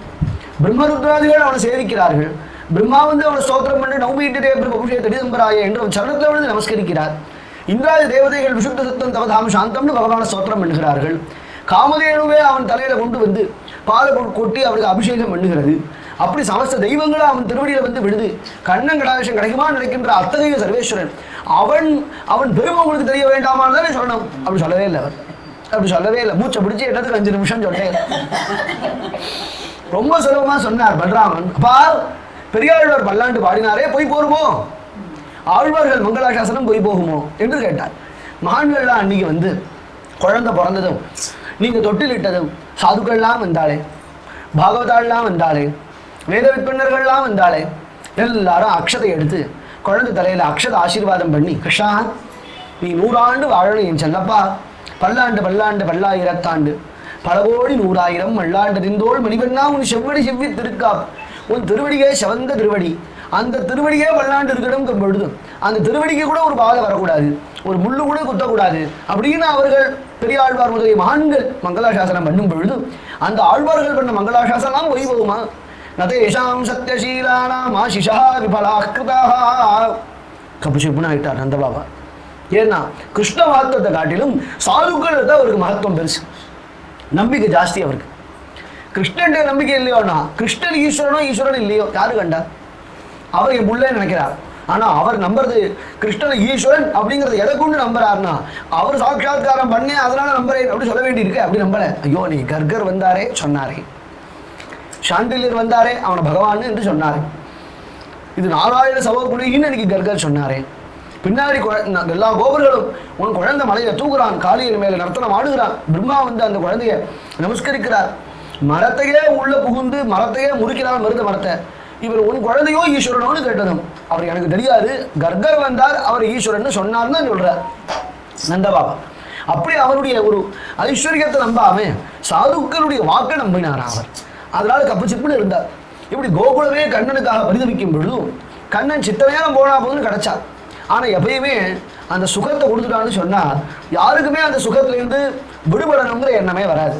ஒரு தடவை அவன் அனுபவிச்சுட்டான்னு வச்சுக்கோங்க, அதுக்கப்புறம் இன்னும் வேணும் இன்னும் வேணும் இன்னும் வேணும் இன்னும் வேணும். ஆனா பகவானுடைய கிருபை இனாமா வாங்கலாமா? இவன் வந்த மாத்திரத்துல இல்லவோ இவன் வரும்பொழுதே சுத்த பிரேமையா வந்து பகவானுக்கு சமர்ப்பணம் பண்ணான்னா பகவான் அதை ஏத்துக்க போற. பகவான் எப்பயுமே ஹிருதயத்துல பிரேமையோடு கொடுக்கக்கூடியதான் பகவான் ஏத்துப்பனே தவிர, சுத்தமான எண்ணத்தோடு வந்தாதான் பகவான் ஏத்துப்பனே தவிர அசுத்தமான எண்ணம் இருக்கிறவா எதை கொடுத்தாலும் பகவான் ஏத்துக்க மாட்டான். ஏன்னா ராமகிருஷ்ண பரமஹம்சர் அவர் தரிசனம் பண்ணுறதுக்கு ஒருத்தர் வந்தார். பிரசங்காத்தா ஒரு சரித்திர ஞாபகம் அவர். அப்படி வந்த பொழுது அவருங்கிறது வந்து ஒரு பெரிய கோட்டீஸ்வரன். அவர் தட்டு நிறைய பழங்கள் கொண்டு வந்து அவர் முன்னாடி வைத்தார். இப்படி வச்சதா அவன் வச்சுட்டு நமஸ்காரம் பண்ணிட்டு அந்தட்ட போனதும் சிஷ்யர்களை கூப்பிட்டு இந்த பழத்தை கொண்டு குப்பையில் போட்டுனார். நல்ல புது பழம், காஷ்மீர்லேருந்து ஆப்பிள் வந்துருக்கு. அது கிரகணத்தன்னைக்கு பழம் வருதுன்னா வயிறு கவாங்கவாங்க கவாங்கவாங்கிறது இல்லையோ வயிறு. அவருக்கு தோணாமல் இருக்கலாம், கூட இருக்கிறவர்களுக்கெல்லாம் தோணும் இல்லையோ. கொண்டு கொட்டுறது பார்க்கின்ற நரேந்திரன் விவேகானந்தர் அவருக்கு ஆச்சரியம். போய் கேட்டார் ஏன் கொட்டுன்னு. பரமஹம்சர் ஒன்றும் பதில் சொல்ல சிரிச்சார் போயிட்டார். பரமஹம்சர் ஒன்றும் சொல்லலை, சிரிச்சார் போயிட்டார். இவருக்கு ஒன்றும் புரியல. இருந்தாலும் வந்தவன் யாரோ பார்ப்போம் அப்படின்னு அவனை பின்தொடர்ந்து நரேந்திரன் போனான். அவன் இவர்கிட்ட வந்து பழத்தெல்லாம் கொடுத்து இவரை நமஸ்கரிச்சுட்டு அவன் போன இடம் எங்கே போனான், வேஷ்யாசங்கமம் பண்ணுவதற்காக போனான். அப்போதான் அவன் நினைச்சிட்டார், ஓஹோ அப்போ அசுத்தாத்மாவா இருக்கக்கூடிய அவன் கொண்டு வந்த பழத்தை நாம் சாப்பிட்டோம் அப்படின்னு சொன்னா அப்ப நமக்கும் அந்த கெட்ட புத்தி வந்துடுமே. அதனால பகவான் பரமஹம்சரே அப்படின்னா பகவான் எப்படி இருப்பான்? அப்போ பகவான் நினைச்சான், பத்திரம் புஷ்பம் பலம் தோயம் யோ மே பக்தியா பிரகச்சதி ததஹம் பக்தி பகதம் வஷ்ணாமி பிரகதாத்மனஹா. பக்தியோடு கொண்டு கொடுக்கணும். பகவானுக்கு எதை கொடுத்தாலும் ஹிருதயத்துல சுத்தத்தோடு கொடுக்கணும்னா பிரகதாத்மனஹா. எப்பேற்பட்ட தர்ம விஷயத்தை சுலபமா பகவான் சொல்லியிருக்கான் பாரு. பெரிய விஷயம் சுலபமானது. நீ ஹிருதயத்துல காமக்ரோதங்களை வைத்துக்கொண்டு பகவானை அடையணும்னு நினைச்சா பகவான் கடைப்பிடணும். ஆனா இப்ப இவனுக்கு கிடைச்சுட்டானே, இவன் சுத்தாத்மா இல்லை. இந்த காளியன் மகா துஷ்டன். வெறும் பாகவத அபச்சாரம் பண்ணவன் இந்த காளியன். கருடனுக்கு அபச்சாரப்பட்டான் இல்லையா? பரம பாகவதத்துள்ளவோ கருடன். பெருமாளுடைய திருவடியே கதின்னு உட்காந்துருக்காரு. பெருமாள் எப்போ அழைக்கிறாரோ அப்போ போய் பெருமாள் முதுக இப்படி காட்டி பெருமாளை புறப்பாடு பண்ணி கொண்டு பெருமாள் எங்கெல்லாம் போக சொல்றாரோ அங்கெல்லாம் போவார். சாட்சாத் வேத ஸ்வரூபன் இல்லையா? ஸ்தோத்திர ஸ்தோப சந்தோமய பிரபு என்றளவோ பாகவதன் சொல்றது. அவர் ரக்கையை அப்படி அடிச்சாருன்னு சொன்னா சாமவேதம் கேட்குமா? அப்பேற்பட்ட கருடாழ்வான்ட்ட இவன் அபச்சாரப்பட்டான்னு சொன்னா அப்போ பகவான் என்னதுக்கு கிடைப்பான் என்று கேட்டால் தப்பு தவறி பிருந்தாவனத்துக்கு வந்த ஒரு அந்த க்ஷணநேர பாக்கியத்துக்காக கண்ணன் கிடைச்சான். ஆனா இவன் என்ன ஓடனா இதை நினைச்சுட்டு கண்ணனை அப்படியே தனக்கு ஆக்கிவிடணும் என்று சங்கல்பம் பண்ணி கொண்டார். கோபிகைகளும் எல்லாரும் தவிக்கும் பொழுது கண்ணன் உடனே அப்ப நினைச்சான் இவனுக்கு பண்ண பாக்கியம் அனுகிரகம் போரும், இவனுடைய பாக்கியம் போரும்னு பகவான் நினைச்சான். இத்தம் ஸ்வகோகுலம் அனந்த கதிம் நிரீக்ஷ்ய சஸ்திரீ குமாரம் அதி துக்கிதம் ஆத்மஹேதோ. இத்தம் ஸ்வகோகுலம் பிருந்தாவனத்தில் இருக்கக்கூடிய ஒரு பசுபட்சிகள் உட்பட கிருஷ்ணல்லவோ சரணாகதி பண்ணியிருக்கு. அனந்த கதிம் நிரீக்ஷ்ய கடலை விட்டா இவர்களுக்கெல்லாம் என்ன கதி? கண்ணன் பாம்பு கிட்ட மாட்டின்டான்னா பாம்பால கண்ணனுக்கு எந்த ஆபத்தும் வரக்கூடாது. ஆனால் இன்னும் சிறு நேரம் கண்ணன் விளையாடினான்னா கோகுலத்தில் இருக்கிற எல்லாரும் பிராணனும் போயிடுமே. அவர்கள் அபரிமிதமான பிரேமையெல்லாம் கண்ணடத்துல வச்சிருக்கா. ஸ்வகோகுலம் அனங்க கதிம் நிரீக்ஷ சஸ்திரீ குமாரம் ஆவாலம் கிருஷ்ணனிடத்துல அத்தகையான ஒரு பக்தியை காட்டுகிறாரு. அதி துக்கிதம் ஆத்மஹேதோ. இவர்களுக்கு என்ன ஆகணும்? நான் பாம்புகிட்ட மாட்டிட்டா என்ன, என் பிராணன் போனா என்ன, இவர்களுக்கு என்னால என்ன ஆகணும்? ஆனா என்னிடத்துல இப்படி ஒரு அபரிமிதமான பிரேமையை காட்டுகிறார்களே, அப்போ நான் என்ன செய்யணும்னா விளையாட்டா கூட இவர்களுக்கு ஒரு ஆபத்தை ஏற்படுத்தக்கூடாது.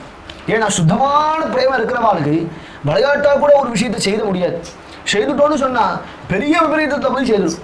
ஜெகதேவனுக்கு பத்மாவதினு ஒரு மனைவி இருந்தாலே, அந்த மகாராணி விளையாட்டா சொன்னாலாம், அம்மா பத்மாவதி உங்க ஆத்துக்காரர் போயிட்டார் அப்படின்னதும் கேட்ட மாத்திரத்திலே உயிர் எடுத்து அவளுக்கு விளையாட்டா பண்ண விஷயம் விபரீதமா போயிடுச்சு. அப்போ சுத்தமான பக்தர்களுக்கு விளையாட்டா கூட ஒரு விஷயத்தை, பகவத் விஷயத்தை தாங்க முடியாது. பகவானுக்கு ஒரு ஆபத்து, பகவானுக்கு ஒரு கெடுதல், பகவானுக்கு ஒரு அகிதம் என்று சொன்னால் பக்தரால தாங்கவே முடியாதான். அது விளையாட்டா பொய்யா இருந்தாலும் அது பொய்யை தாங்க முடியாதான் பக்தர்களால். அப்போ பகவான் நினைச்சான், எனக்காக அல்லவோ இவர்கள் இப்படி தவிக்கிறார்கள். அதி துக்கிதம் ஆத்மஹே. என்ன அருமையான பரம்பரை! இதெல்லாமே குருநாதால் சொல்ற பாவார்த்தம். ஒரு வார்த்தை கூட அடியனுடைய வார்த்தை இல்லை, எல்லாம் ஆச்சாரியனுடைய வார்த்தை. இந்த பாகவதம் இந்த இடங்கள்லாம் எவ்வளவு ஆனந்தமா இருக்கு, எவ்வளவு அருமையா இருக்கு ஒவ்வொரு பதங்களும். அது விஸ்தாரமா தானினோவத விஸ்தராது அப்படின்னு சொன்னாதான் ஒரு அரை மணி நேரம் 1 மணி நேரமாவது காளியனத்தை சொல்ல முடியும். இல்லைன்னா 5 நிமிஷம் தான் காளியனத்தை. ஆத்மஹேதோ. பகவான் உடனே சித்த நேரம் விளையாடினான். தனக்காக இவர்கள்லாம் தவிக்கிறான்னதும் அவர்களுடைய தவிப்பு பகவானுக்கு ஒரு கிடையாது. உடனே பட்டுன்னு அந்த பாம்பு கிட்ட இருந்து நழுவேண்டா. பாம்பு வளவழன்னு இருக்கும் இல்லையா, கிருஷ்ணன் எல்லாம் முழுக்க இருப்பான் இல்லையா, அதனால அப்படி நழுவேண்டா. இப்படி நழுவேண்டு இப்படி வெள்ளம் வந்ததும் அவன் 100 தலையும் பெரிய ஸ்டேஜ் மாதிரி இருக்க அவனுடைய 100 படாபடிகள் பகவான் ஜல்லுன்னு ஏறி குதிச்சிடும். மறுபடியும் வாழை தூக்கி கண்ணனை அப்படியே மடக்கி அமுக்கி விடணும். அப்படியே சமுத்திரத்துல அந்த யமுனையில போட்டு அமுக்கி விடணும்னு நினைக்கிறான். இப்படி நினைச்சு அவன் தூக்கிட்டு கண்ணனுக்கு ரொம்ப சௌரியமா எடுத்து இப்படி சௌரியமா போனதான் அவன் வாழை அப்படி பிடிச்சிட்டான். கால்கள்ல நூபுரம் கொஞ்சம் அத்தாச்சரியமா கண்ணன் நர்த்தனம் ஆடுறார். தீமி தீமி தீமி மீதி பதகிருத நட்டனஹ தக தக தக தக மணி கணனி கரஹ ஜய ஜய ரவயுத சுரகண வினுதகா நட்டதி பனிவர சிரசி மதுபதிஹி. இது குருநாதாருடைய கிரந்தம், கோவிந்த கதாமிருதம்னு ஒரு கிரந்தம். அதுல இருக்கு இந்த ஸ்லோகம். தீமி தீமி தீமி மீதி பதகிருத நட்டனஹ. கண்ணன் கால்களில் நூபுரம் கொஞ்சம் திமி திமி திமி திமி திமி திமி திமி திமி என்று ஆடுகிறார். அவன் கால்களில் போட்டு நூபுரமோ ஜல் ஜல் ஜல் ஜல் ஜல் ஜல் ஜல் ஜல் ஜல் ஜல் என்று ஒளி எழுப்புறது. அவன் கழுத்துல போட்டு இருக்கக்கூடிய திருவாபரணங்கள்லாம் பளபள பளபள பளபள பளபள பளபள என்று ஜொலிக்கிறது. யமுனை சலசல சலசல சலசல சலசல சலசல என்று ஒளி எழுப்புறார். தேவர்கள்லாம் ஜெக ஜெக ஜெக ஜெக ஜெக ஜெக ஜெக ஜெக என்று ஜெயகோஷம் பண்ணுகிறார்கள்.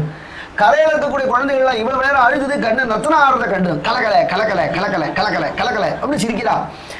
எல்லாருக்கும் நன்னா இருக்கு. பாம்பு என்ன பண்றதுடா, புசு புசு புசு புசு புசு புசு அப்படின்னு இந்த ஸ்லோகம் அருமை பாரு. திமி திமி திமி மிதி பதகிருத நட்டனா தக தக தக தக மணி கணனி கரா ஜய ஜய ராமயுத சுரகண வினுதகா பனிவர சிரசி நட்டதி மதுபதிஹி. தேவர்கள்லாம் ஆகாசத்துல கூடினார்கள். தேவர்கள்லாம் வந்து எல்லாரும் மிருதங்கம் வாசிக்கிறார். சையா தத தத சையா ததேதி சையா ததேதி கந்தர்வா தாளம் பாடம் வாதன மாரே விர உச்சகை முதிதாகாம். சையா தத தத சையா ததேன்னு ஜதியெல்லாம் கண்ணை வைக்கிறான். இப்படி ஜதியெல்லாம் வச்சு அபிநயங்கள்லாம் பண்ணி நன்னா அப்படி டான்ஸ் ஆடும் பொழுது தேவேந்திரனே மிருதங்கம் வாசிக்கிறார். இந்திராதி தேவதைகள் எல்லாரும் வந்து பாட்டெல்லாம் பாடுறார். ஊத்துக்காடு வெங்கடகவி கீர்த்தனங்கள் என்னென்ன உண்டோ, காளியரத்ன கீர்த்தனன்னாலே அவருடைய கீர்த்தனங்கள் தானே. கண்ணன் எப்படி ஆடினானோ அதை போலயே கீர்த்தனா பாடுறார். கண்ணனை என்னன்னா ஊத்துக்காடுல போய் நீங்க கண்ணனை பாருங்க. கண்ணன் எப்படி இருப்பான்னா காளியின் சிரஸ்ல கண்ணனுடைய திருவடியே படாது, அர்ச்சா திருமேனியில. இன்னும் ஆச்சரியம், நான் போய் தரிசனம் பண்ணோன்னா அந்த அர்ச்சகால் நூல் விட்டு காட்டுவார்.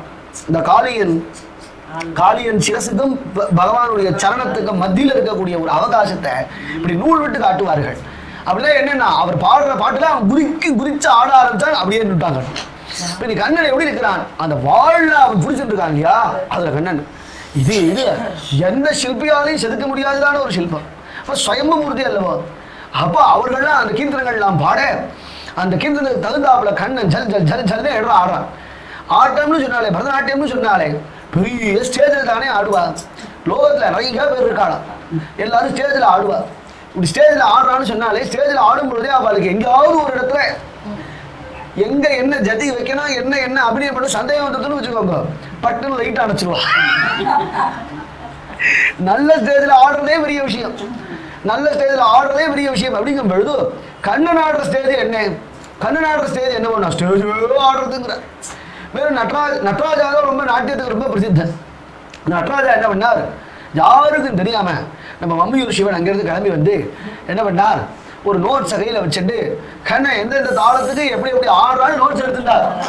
அயே சகி வதந்தி கில சம்பு நடனம் வரவிதிஸ்ருத கிரீஷ சரணாஹ சிவஸ்ஸது புஜங்க பணரங்கரஜிதம் நடவரஸ்ய பஜனம் பஜதிஹி. இது குருநாதாருடைய கிரந்தம், கோவிந்த கதாமிரதத்தில் இருக்கு இந்த ஸ்லோகம். அயே சகி வதந்தி கில சம்பு நடனம். யாருக்கும் தெரியாம முக்காடு போட்டு இந்த பரமேஸ்வரன் ஏன் சொல்லக்கூடாதா, நம்ம நட்டவரலால் நாட்டியத்தை பார்த்துட்டு தான் நான் நடராஜாவா ஆனேன்னு சொல்லலாம் இல்லையா, அது சொல்லக்கூடாதா, பேரெல்லாம் அவர் வாங்கிக்கணுமா. நட்டவரலால் அதை பற்றி இவனுக்கு கவலைப்பட்டுக்கல. இது யாருடையது, தேவஸ்திரீகள்லாம் கந்தர்வஸ்திரீ அப்சரஸ்திரீகள்லாம் ஆகாசத்தில் இருக்கா, யாருடைய இது முக்காடு போட்டு மேகத்தை மண்டியில் மேகத்துல மேல ஒளிஞ்சுட்டு அயே சகி பார்த்துட்டோம். அது யாரு தெரியுதா, யாரு, நீலகண்ட மகாதேவா கங்காதர. நீலகண்டன் எப்படி கண்டுபிடிச்ச, அங்க பாரு ஒரு பக்கமா ஒரு அவர் தலையில போட்ட முக்காடு ஒரு பக்கம் நனைஞ்சு ஒழுகிறது, ஏன்னா கங்கை. இன்னொரு பக்கம் லைட் அடிக்கிறது, அது யாரு, சந்திரன், சந்திரமௌலீஸ்வரன் ஆச்சே அவர், சந்திரகலாதரன் ஆச்சே அவர். புசு புசுன்னு சத்தம் வருது பாரு, கழுத்தெல்லாம் பாம்பு நெளிகிறது, ஒரே பூச்சியா நெளிகிறது. அவர் தான் கிருத்திவாசன். அவர் யானை தோலை கட்டின்னு இருக்கார் பார், பரமேஸ்வரன் தாண்டி. அது என்ன பண்றாரு அவர், ஐயோ பேனா வச்சு நோட்ஸ் எடுக்கிறாரு, என்ன நோட் எடுக்கிறார், நட்டவர ஜல் ஜல் ஜல் ஜல் ஜல் ஜல் அப்படி ஆடுறான் இல்லையா. ஓஹோ, இந்த கீர்த்தனத்துல இந்த இடத்துல இந்த ஜதிக்கு இந்த நாட்கள் இப்படி அபிநயம் பண்ணலாமோ பட்டுன்னு உடனே எழுதி. அந்த முத்திரைக்கெல்லாம் திருநாமங்கள்லாம் இருக்கு, அந்த முத்திரை திருநாமங்கள்லாம் டக்கு டக்குன்னு அப்படி எழுதிக்கிறார். அயே சகி வதந்தி கில சம்பு நடனம். இந்த சிவபக்தர்லாம் பொல்லாதவா, அவ என்ன பண்ணானா, அயே சகி வதந்தி கில சம்பு நடனம் வரமிதி ஸ்ருதகிரீஷ சரணாக. சிவபக்தாலாம் நடராஜா மாதிரி உண்டோ, நடராஜா மாதிரி குஞ்சித பாதத்தை தூக்கி அப்படி நிமிர்ந்து இப்படி காட்டி இப்படி அபிநயம் பண்றதுக்கு லோகத்துல யாரும் உண்டோ, யாரால முடியும்னாரு. அப்படி ஒரு அபிநயத்தை காட்டுறதே நட்டவரலான் தான். நட்டவரலான் தான் அப்படி நின்னான். அதை நட்டராஜா கொஞ்சம் மாத்திவிட்டு அவர் இப்படி நின்று, கண்ணன் தானே இப்படி வாழை முடிச்சுட்டு இப்படி காலை தூக்கி ஒரு குஞ்சித பாதத்தை அப்படி தூக்கி அப்படி நிற்பான். கண்ணன் தானே நின்னான். இவருக்கு பாம்பு ஒன்றும் இல்லாதனால கை சும்மா இருந்ததுனால இப்படி காட்டி இப்படி காட்டுறான் நட்டராஜா. இப்படி காட்டினதும் கண்ணன் தானே அதை பண்ணான், நட்டவரலாலதான் பார்த்தார். சிவ சது புஜங்க பணரங்க ரஜிதம். நட்டராஜா ஆடினது பெருசு, ஏன்னா அம்பாளையே ஜெயிச்சாம்பா. சிதம்பரத்து பக்கத்துல ஒரு க்ஷேத்திரம், அந்த க்ஷேத்திரத்துல அந்த காளிக்கு ரொம்ப கர்வம் வந்தது. அந்த காளியை ஜெயிக்கணுங்கிறதுக்காக சித்சமேகனா நட்டராஜா. அந்த காளிக்கு அவருக்கு ஒரு போட்டி, யார் நன்னா டான்ஸ் ஆடுறா அப்படின்னு. டான்ஸ் ஆடும் பொழுது பெருமாள் பரமேஸ்வரன் எப்படியெல்லாம் ஆடுறாரோ அப்படிலாம் தேவியா ஆடினான், அம்பானா ஆடினான். அவளுடைய சக்தி தானே அவள். அப்பதான் கடைசியில இப்படி ஒரு அபிநயம் பண்ணி அப்படி நின்னானா நட்டராஜா. தோத்து போயிட்டு அப்படி நிற்க முடியும், யாராலும் நிற்க முடியும், அப்படி நிற்க முடியாது யாராலையும். ஆச்சரியமா நின்னாரேன்னா பெரிய விஷயம்தான், பெரிய விஷயம்தான். கண்ணனை பார்த்து வாங்கி பண்றது பெரிய விஷயம்தான். ஆனா நட்டராஜா என்ன பண்ணிருக்கணும், இது நான் நட்டவரலான்ட்ட கத்துன்றதுன்னு சொல்லணுமா இல்லையா. எல்லாம் என்னன்னா நட்டவரலான்ட்ட கத்துட்டு எல்லாம் அவர் பண்ண மாதிரி ஆயிடுது. இப்போ நான் எல்லாத்தையும் சொல்றதெல்லாம் நானே சொல்றேன்னு சொல்லிட்டேன்னா நீங்க எல்லாம் கோச்சு போயலாம் மாட்டேலா, பொய்யா சொல்றாரு இவர்.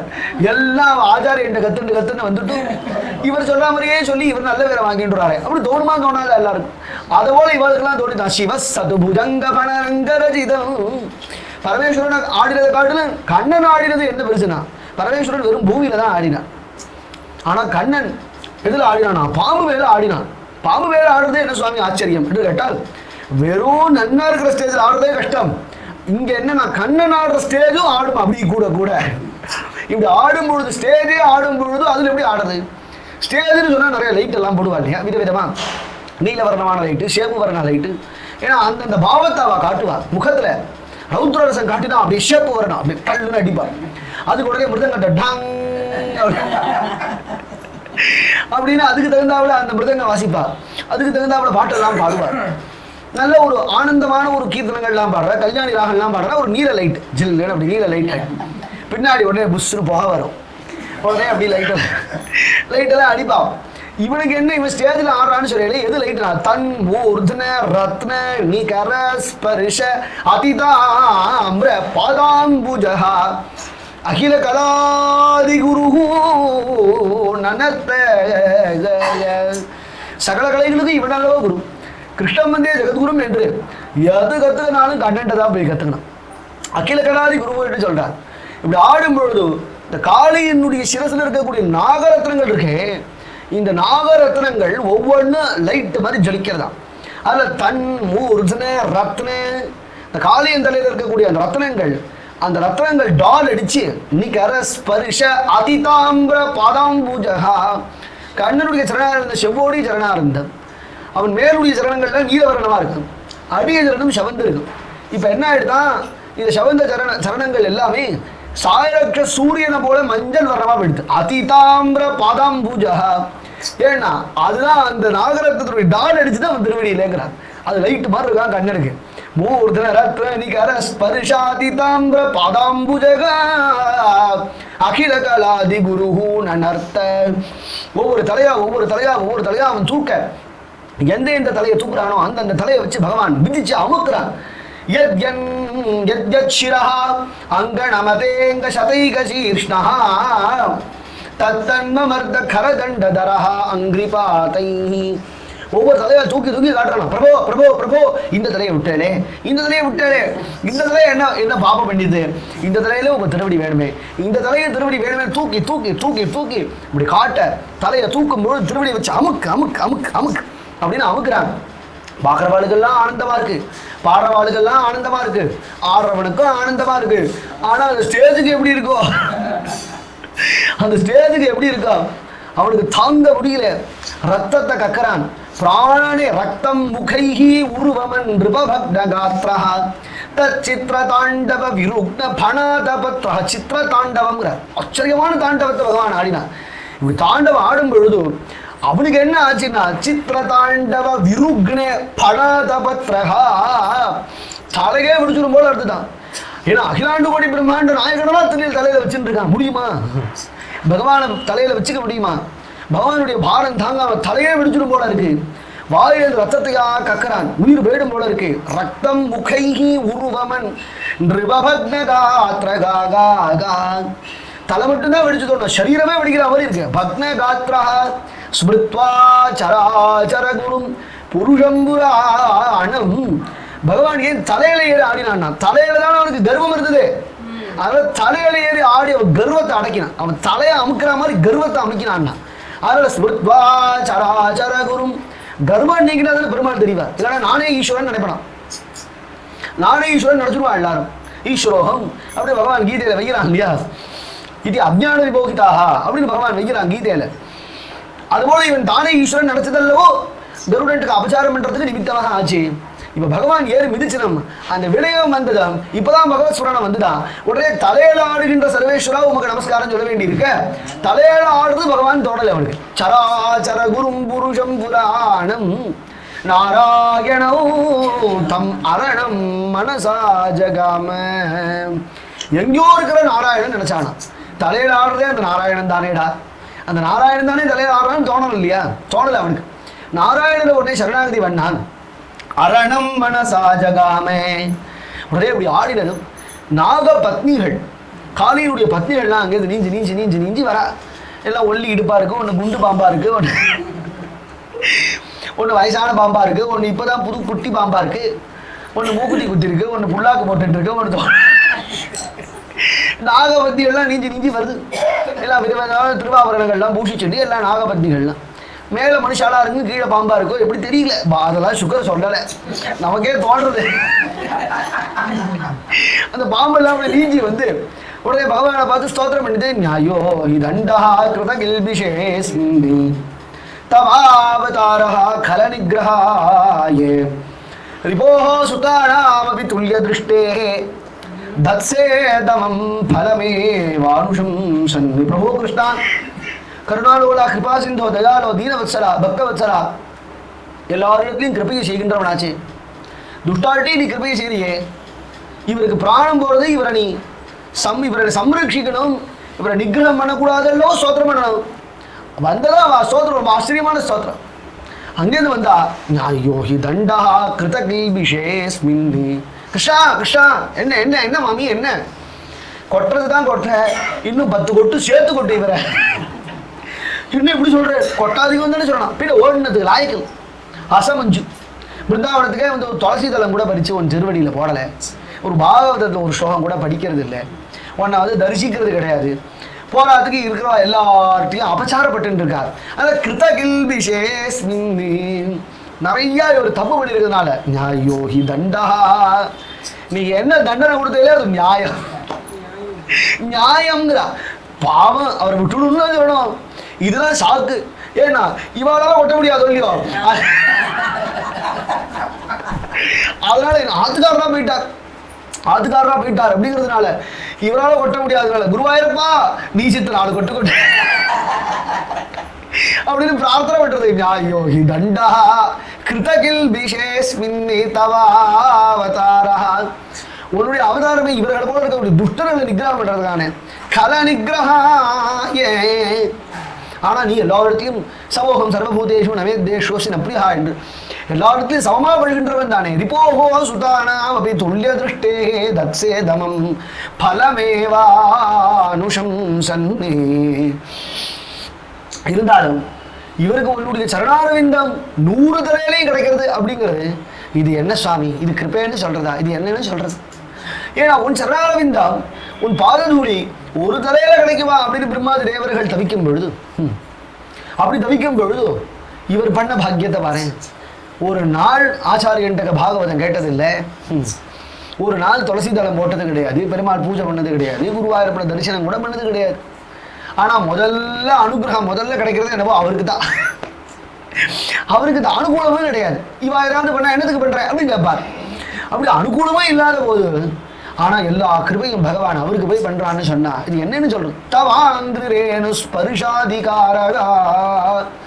பாகவதானுக்கே கிடைக்குமே, சாட்சாத் பெரிய விராட்டியாரே உன் சரணாரவிந்த சேவை கிடைக்குமா, உன் பாததூளி கிடைக்குமான்னு தவிக்கிறார். ஸ்ரீஹீலனா சரத்தபகா.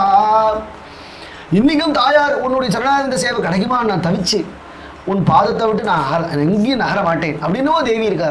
இவருக்கு இனாமா சுலபமா ஒண்ணு செய்யாம 100 தலைகளையும் திருவடி சுவடு. என்ன பாக்கியம்! நாகபிருஷ்டம் நச்சபாரவேஷ்டியம் ந சார்வபௌமம் நரசாதிபத்யம் ந யோக சித்தீஹி அபுனர்பவம் வாஞ்சந்தி யத் பாதரஜஃப் பிரபன்னாம். பாகவதாருடைய பெருமை என்னவோ என்று கேட்டால் அவர்கள் சொர்க்கமே கொடுத்தாலும் வேண்டாம் பார், பிரம்மசுகமே கொடுத்தாலும் வேண்டாம் பார், யோக சித்தியை கொடுத்தாலும் வேண்டாம் பா, என்ன ஐஸ்வர்யத்தை கொடுத்தாலும் வேண்டாம் பா, மோட்சமே கொடுத்தாலும் வேண்டாம் பா. அவ என்ன வேணும்னு கேட்பா, பகவத் தாஸ்யம் தானே கேட்பா. வாஞ்சந்தி யத் பாதரஜஃப் பிரபன்னாஹ. கிருஷ்ணா உன் சரணாரவிந்தத்தை ஆசிரியத்துக்கக்கூடிய அந்த சமஸ்த சாதுக்களுக்கு உன் சரணாரவிந்தம் கிடைச்சதுன்னா அது நியாயம். இவர் என்ன உன் சரணத்தை தியானிச்சாரா? உன் சரணத்தையே ஸ்தோத்திரம். யோகீந்திராணாம் துதங்கேஸ்வதிக சுமதரம் முக்தி பாஜாம் நிவாசா பக்தானாம் காமவரிஷித்யுதருகிசலயம் நாததே பாதமூலம் நித்யம் சித்தஸ்திதம் மே பவனபுரபதே கிருஷ்ணா காருண்ய சிந்தோ. அப்படி இல்லவோ கதறார், கடைசியில் கதறார். பட் அது பகவானுடைய திருவேணியில அநேக அவயவங்கள் எது ரொம்ப மதுரத்தரமான அவயவம்னா திருவடி தானா. யோகீந்திராணாம் தொதங்கேஷு அதிகசு மதுரம். எல்லாரும் அந்த திருவடியிலவும் முகிச்சுடுவார். அழகான சமச்சரணம், அவன் சரணாரவிந்தத்திலேயே முகிச்சுடுவா. அப்பேற்பட்ட திருவடியாச்சே கிருஷ்ணா உன் திருவடி. முக்தி பாஜாம் நிவாசா. மோட்சம் அடையணும் நினைக்கின்றவர்கள் எல்லோரும் முக்தர்களாக இருக்கக்கூடியவர்களுக்கு நிவாதஸ்தானம் உன் திருவடி தானே. கிருஷ்ணா குருவாயூரப்பா உன்னுடைய திருவடியில் அல்லவோ எல்லா முக்தர்களும் ஞானிகளும் வந்து அவ புகலிடமாக பிரவர்த்திக்கிறார்கள், பிரவேசிக்கிறார்கள். அத்தகைய திருவடி பிரம்மஞானிகளுக்கு கொடுக்குற திருவடியை போய் இந்த அபசாரிக்கு கொடுத்துட்டிய கிருஷ்ணா. அப்படி கொடுக்கலாமா? முக்தி பாஜாம் நிவாசா பக்தானாம் காமவர்ஷி ஜுதரு கிசலயம். கல்பக விருட்சம்னு ஒன்று உண்டா? இந்த கல்பக விருட்சத்தில் போய் எதை கேட்டாலும் கொடுக்குமா? எதை கேட்டாலும் கொடுக்குமா? எதை கேட்டாலும் கொடுத்துரும். 10 கோடி ரூபா பணம் கேட்டாலும் கொடுத்துரும். ஆனா என்னன்னா 10 கோடி ரூபாய் பணம் கிடைச்சிருது, ஐயோ 4 பேர் வந்து என்ன மொத்தி எடுத்துட்டு போயிட்டா என்ன பண்றது அப்படின்னு நினைச்சுக்கானா 4 பேருங்கிறது வருமா, உன் முதுகுல நல்லா மத்தல 4 வாசிப்பா எடுத்துட்டு போயிடுவான். ஏன்னா கல்பக விருட்சத்துக்கு எது ஹிதம் எது அஹிதம்னு தெரியாது. ஆனா குருவாயூரப்பா உன் திருவடிக்கு எது ஹிதம் எது அஹிதம்னு தெரியும். பக்தானாம் காம வருஷி ஜுதரு கிசலயம். கல்பவருக்கும் தான் உன் திருவடி. ஆனாலும் பக்தர்களுக்கு எது ஹிதமோ எது தார்மீகமான ஒரு ஆசையோ அந்த ஆசையை வருஷிக்கக்கூடியதாச்சே உன் திருவடி. காம வருஷி ஜுதரு கிசலயம் நாச்சதே பாதமூலம். உன் சரணாரவிந்தம்னு சொல்ல வேண்டியிருக்க, அப்படி சொல்லாம பாத மூலம். மூலம்னா என்ன? அவனுடைய அழகான திருவடி. அந்த திருவடியில் அழகான 10 விரல்கள், அந்த 10 விரல்களில் பிரகாசிக்கின்றதான 10 நகங்கள். அந்த நகத்துல கட்டவரல் வேண்டாம், சுண்டு விரல். அந்த சுண்டு விரலுடைய நகம், அந்த நகத்தினுடைய நுனி இருக்கு பத்தேடா, அந்த நுனியே இவ்வளவு கிருபையை செய்யுமா. அப்புறம் நகத்துக்கு போக வேண்டாம், விரலுக்கு போக வேண்டாம், திருவடிக்கு போக வேண்டாமா. நாதா தே பாத மூலம். அது என்னுடைய சித்தத்தில் இருக்கணும்னு இவன் நாராயணிய பாராயணமாவது பண்ணானா. நாராயணிய பாராயணமே பண்ணது கிடையாது அவன் ஜென்மா. இந்த காளியன் அந்த காலத்துல அதெல்லாம் கிடையாது. என்ன நாராயணிய வேணா இல்லாம இருக்கலாம், ஏதோ கிருஷ்ண கீர்த்தனங்கள் உண்டே. ஏன்னா அதனம் உஜ்ஜகு உடனே உத்காயதீனாம் அரவிந்த லோச்சனம் மிருதாங்கடானாம் திவமஸ்புஷ தொடிகின்னு கிருஷ்ண விஷயமான பஜனைகள் இருந்திருக்குன்னு தெரியுது. ஏன் இல்லை, எந்த காலத்திலேயும் கிருஷ்ண விஷயமான ஸ்தோத்திரங்கள் உண்டு. அதெல்லாம் இவன் பண்ணாம உன் சரணாரவிந்தத்தை 100 தடையிலையும் வாங்கிக்கிறதுங்கிறது சரி வராதே பிரபு.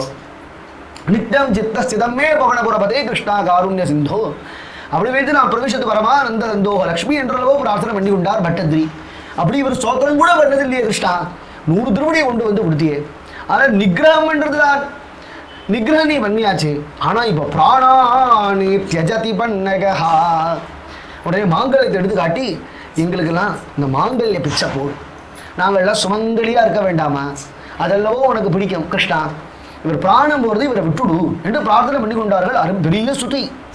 இந்த நாகபத்னிகள் ஒரு பக்கத்துக்கு ஸ்தோத்திரம் பண்றது, கிருஷ்ணனுடைய சொரூபத்தை ஸ்தோத்திரம் பண்றது, கிருஷ்ணனுடைய கிருப்பையை ஸ்தோத்திரம் பண்றது, அருமை பெருமையெல்லாம் ஸ்தோத்திரம் பண்ணிட்டு இந்த பாம்புகள்.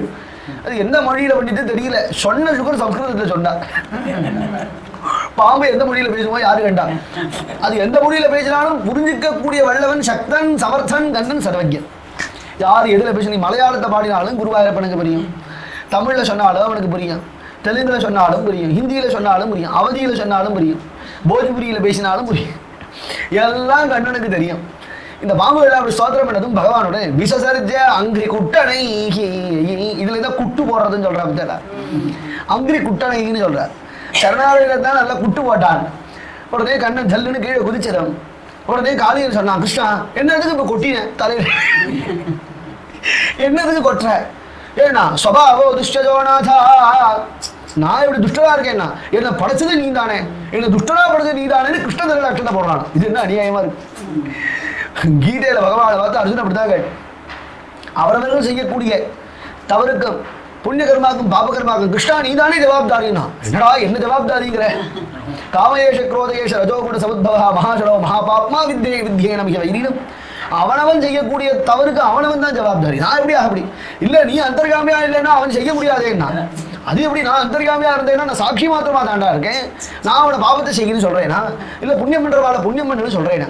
ஒரு விளக்கு இருக்குன்னா அந்த விளக்கு கீழே உட்காந்துட்டு பாகவதம் படிக்கிறா ஒருத்தர், அதே விளக்கு கீழே ஒருத்தரும் சூதாடுறான். இந்த விளக்கு என்ன அவனை பாகவதம் படி சொல்லித்தா, இல்லை அந்த விளக்கு என்ன அவனை சூதாடுன்னு சொல்லித்தா. ஆனா விளக்க வெளிச்சத்துல உட்காந்துதான் 2 பேரும் 2 கர்மாக்களையும் செய்கிறான். ஒண்ணு புண்ணிய கர்மா, ஒண்ணு பாவகர்மா. அப்ப பகவான் அவரவர்களுக்கு விவேகத்தை கொடுக்கலையா? எது தப்பு எது சரிங்கிற விவேக புத்தி தெரியாதா? அவ்வளவு பாபகர்மா பண்றவன் அத்தனை பேருக்கும் தான் செய்யறது பாபம்னு தெரியும். தெரிஞ்சே ஏன் செய்யறான்னா பாபத்துல அவனுக்கு அபிருச்சி, அடுத்த வாழை ஹிம்சிக்கிறதுல அவனுக்கு அபிருச்சி, பாபகர்மால அவனுக்கு இஷ்டம். அது செய்யணுங்கிற எண்ணம் இருப்பதனாலே அதை திரும்ப திரும்ப திரும்ப திரும்ப அந்த பாவகர்மாக்களை அவன் செய்கிறான். பகவான் சொன்னான், நான் சாட்சி மாத்திரமா இருப்பதனாலே சர்வகர்ம பலப்பிரதனா இருப்பதனாலே அவரவர்கள் செய்கிற கர்மாவுக்கு கூலி கொடுக்குற கூலிக்காரன் தாண்டானா.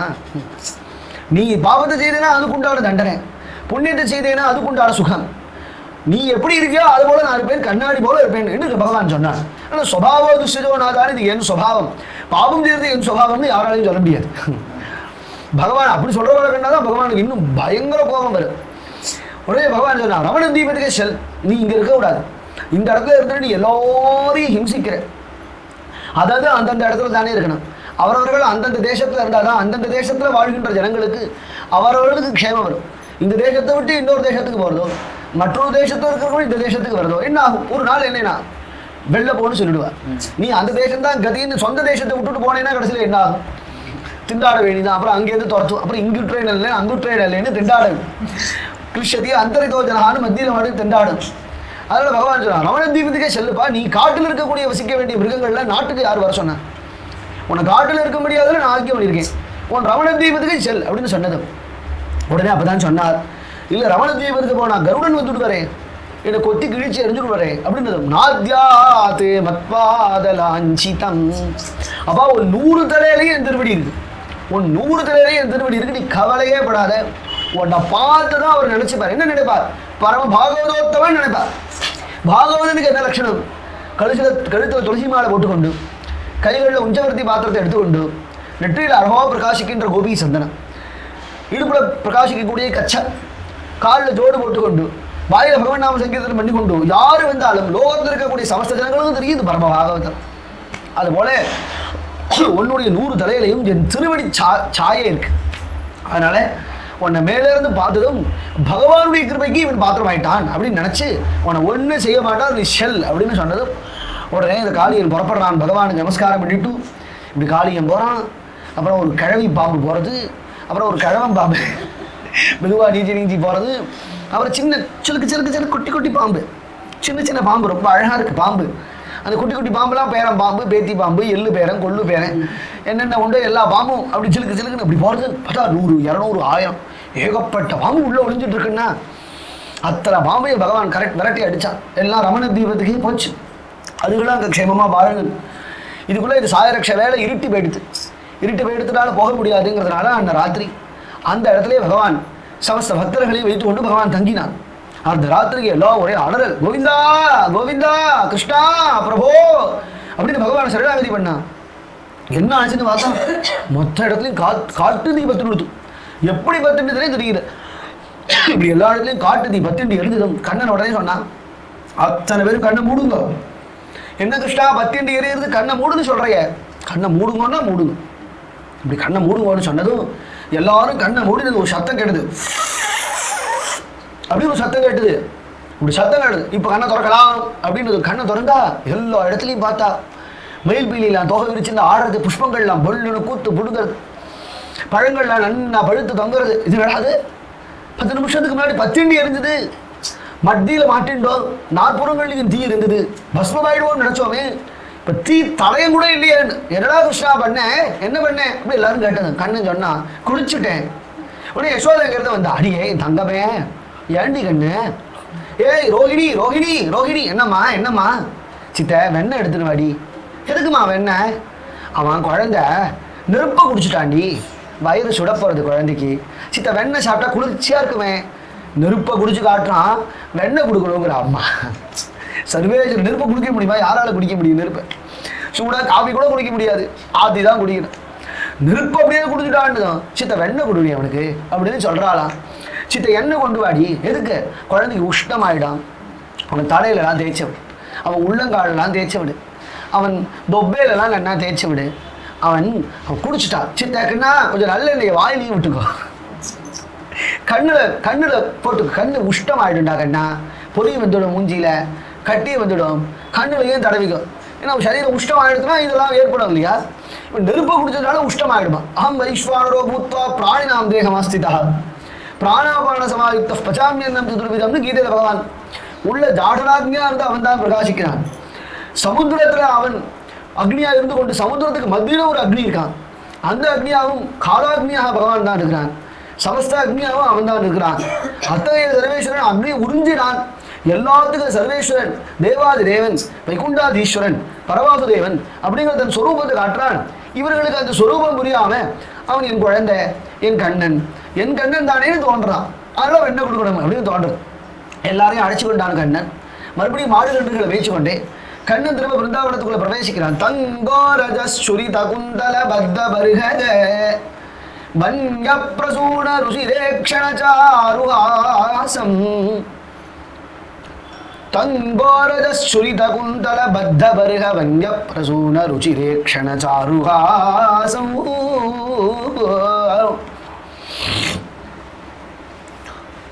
கண்ணன் இப்படி வரும்பொழுதே நித்தியப்படி பண்ண மாடுகின்றவர்களை மேய்ச்சி கொண்டு தானே வரான். இப்படி சாயரக்ஷ வரும்பொழுது சாயரக்ஷ திரும்புகின்ற கண்ணனை வர்ணிக்கிறார் சுகர். காளியரத்துக்கு முன்னாடியே வர்ணிச்சுட்டார் அவர். அது விட்டு போயிடுது. இது அருமையான ஸ்லோகம் இல்லையா? இது நம்ம குருநாதாவுக்கு ரொம்ப பிடிக்கும் இந்த ஸ்லோகம். இப்படி கண்ணன் வருகின்ற அழகை யசோதம்மா கோபிகள் எல்லாம் பார்க்குறான். சாயரக்ஷ வேலை, சூரிய அஸ்தமனம் ஆறுது, சந்திரோதயம் ஆறுது. இந்த 2 சமயத்தில் கண்ணன் அப்படி வருவான். கண்ணன் வரும்பொழுதே கண்ணன் வரான்னு எப்படி தெரியும்? மணி சத்தம் கேட்கும். ஜிலு ஜிலு ஜிலு ஜிலு ஜிலுன்னு எல்லா கண்ணுகள் கழுத்துலையும் கண்டத்தில் மணி கட்டியிருக்கான் இல்லையா? அது கிணுகிணுன்னு சத்தம் கேட்கும். இப்படி சத்தம் கேட்கும். சத்தம் கேட்டுட்டே இருக்கும்பொழுது சத்தம் கேட்கறதே வாசல்ல வந்து அவாவ ஆத்து வாசல்ல எல்லா கோபிலையும் எட்டி பார்ப்பான். மத்தியில் மார்க்கம், 2 பக்கமும் வீடுகள், வரிசையாக எழுத்தாப்புல வீடுகள். இப்படி எட்டி பார்ப்பாலாம். இப்படி எட்டி கண்ணை வரானோ இப்படி பார்ப்பா. இப்படி பார்க்கும் பொழுது ஒரே புழுதியா வரும். தங்கோரஜுரி தகுந்தல பத்த பருக வங்க பிரசூன ருச்சிரேக்ஷண சாருவாசம். கண்ணன் இப்படி வரும்பொழுது அந்த மாடுகள்லாம் முன்னாடி ஓடி வரும், கண்ணன் பின்னாடி ஓடி வருவோம். அப்படி ஓடி வரும்பொழுது அந்த பிருந்தாவன ரஜஸ் அந்த மாட்டினுடைய கால் குழம்பு பட்டு காத்து வீசும் பொழுது பறந்து வந்து கண்ணன் மேலே விழுறதான். இப்படி விழுதும் அவன் அழகான மயில் பெய்ய அப்படியே ஜூசியா போயிடுதான். தங்கோ ரஜுரித குந்தல பத்த பருக வன்ய பிரசூன ருச்சிரேக்ஷண சாருஹாசம். அவன் காலமே அம்மா அவனுக்கு ஒரு மாலை கழுத்துல போட்டா இல்லையா? அந்த மாலைலாம் சாயரக்ஷன் ஆனதுனால வாடி போயிடுது. வன்ய பிரசூன வாடாத புஷ்பம் எதுனா அவன் சிரிப்பு தாங்கிற. பூன்னு இருக்கு இல்லையா? சிரிப்பூ பூ. சிரிப்பூல ஒரு பூ இருக்கு பார்த்தா, அந்த சிரிப்பூ தான் வாடவே வாடாது. குருநாதால் சொல்லுவார் வன்ய பிரசூன ருச்சிரேக்ஷண சாருஹாசம். கோப்யா திதிருக்ஷித திருஷகா அபியகமன் சமேதாக.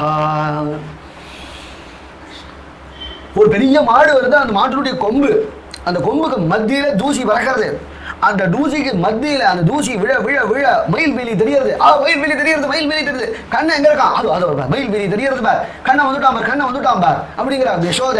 கண்ணன் அப்படியே மயில் வேலி தெரியுது. அப்புறம் அவன் சுறுசுறுடான கேசங்கள்லாம் தெரியுது. அவன் தலையில கட்டின முண்டாசு தெரியுது. முத்து முத்தா முத்து முத்தா முத்து முத்தா அவன் நெத்தியில வேர்த்து இருக்கு. அதெல்லாம் முத்து பதித்தார் போல அவனுக்கு இருக்கு. அழகான கோபி சந்தனம், விஷாலமான புருவம், அழகான கருணாந்த தீர்க்க நயனம், சம்பக நாசம், குவைப்பழம் போன்ற உதடு, கண்ணாடியத்த கபோலம், அழகான காதுகள், அதில் பிரகாசிக்க கொன்ற கன்னிகார புஷ்பம், கம்பு கண்டம், விஷாலமான பக்ஷஸ்தலம், அதில் புரளுகின்றதான வைஜெயந்தி மாலை, நல்ல உருண்டு திரண்ட புஜம், அதில் கண்ணன் வேணுகானம் பண்ணி கொண்டு தீர்க்கமான அவருடைய இடுப்புல அழகான பீதாம்பரம் கட்டி கொண்டு ஜல் ஜல்னு இப்படி ஓடி வரான். ஜல் ஜல் ஜல் ஜல் அப்படி ஓடி வர அழகு. அது அப்படியே ஆபாத சூடம் வர்ணிக்கிறார் கண்ணனை சுஷ்காச்சாரியார். இப்படி பார்த்ததும் யார் வாசலில் நிற்கிறாளோ ஓடி போய் அத்தை ஜல்லுன்னு குதிப்பான் கண்ணன். மாமா அப்படின்னு சில பேர் மடியில் போய் விழுவன். எல்லாரையும் கட்டிப்பான். இவன் வருவனோ என்றோ அவர்கள்லாம் காத்து கொண்டு இருக்கிறார்கள். இப்படி கண்ணன் இப்படி ஓடி வந்ததும் அம்மாவை பார்த்துட்டான். அம்மா அப்படின்னு அம்மா ஓடி வந்து கட்டினதும் உடனே அவன் மேலே தூசியா இருக்குன்னு கூட அம்மா பார்க்க மாட்டாளாம். அப்படியே கட்டிட்டு அவனை உச்சி முகர்ந்து முத்தம் கொடுத்து அவனை கொஞ்சி குழாரி கிருஷ்ணா என் செல்லவே வாடா என்று அழைச்சி கொண்டு போய் அவனுக்கு திருமஞ்சனங்கள்லாம் பண்ணி அவனுக்கு அழகான பட்டு பீதாம்பரம் கட்டி விட்டு அவன் தலையெல்லாம் கண்ணனுக்கு தோட்டி நிறையா அப்பூச்சி பக்ஷணங்கள்லாம் கண்ணனுக்கு பண்ணி கொடுத்து ராத்திரி ஆயிடுத்து நான் சாயரட்சத்தே கண்ணனுக்கு அப்படியே சொருகிடுமா. சூரிய அஸ்தமனம் ஆகும் பொழுதே அவனுடைய முகாரவிந்த அப்படியே கூம்பி போயிடுவான். குழந்தை ஒல்லியோ கண்ணா அம்மா மடியில் உட்கார வச்சுண்டு அவனுக்கு தச்சு மம்மு பால் மம்மு தச்சு மம்முல எல்லாம் ஊட்டுவாளாம். எல்லாம் புக்துவா க்ஷீரோபசேச்சனம் அப்படின்னு பாகவதத்தில் இருக்கு. அப்புறம் தஜ்ஜோதனம் அப்படின்னு பாகவதத்தில் வருது. பரனூரில் கோலாகலனுக்கு தயிர் சாதம் தான். பிருந்தாவனத்தில் வம்சீயத்திரனுக்கு ஜெகன்மோகனுக்கு பால் சாதம் தான். பாகவதத்தில் இருக்கிற மாதிரி இதெல்லவோ ஒரு சம்பிரதாயத்தை குருநாதால் அமைச்சிருக்கா லோகத்தில். நமக்கெல்லாம் அந்த பிரேமிக சம்பிரதாயங்கிறது எவ்வளவு பாக்கியமான ஒரு போக்கியமான சம்பிரதாயம் பாரு. பாக்கியம் நமக்கு. உடனே கண்ணனை வழியில் வச்சு என் செல்லமே சாப்பிட்றா. காக்கா பாருடா கண்ணா, குயில் பாருடா கண்ணான்னு அம்மா அப்படி சாதம் ஊட்டிகிட்டே இருக்கும்போது சாப்பிட்டுட்டே இருக்கணும் அப்படி தூங்கிடும்.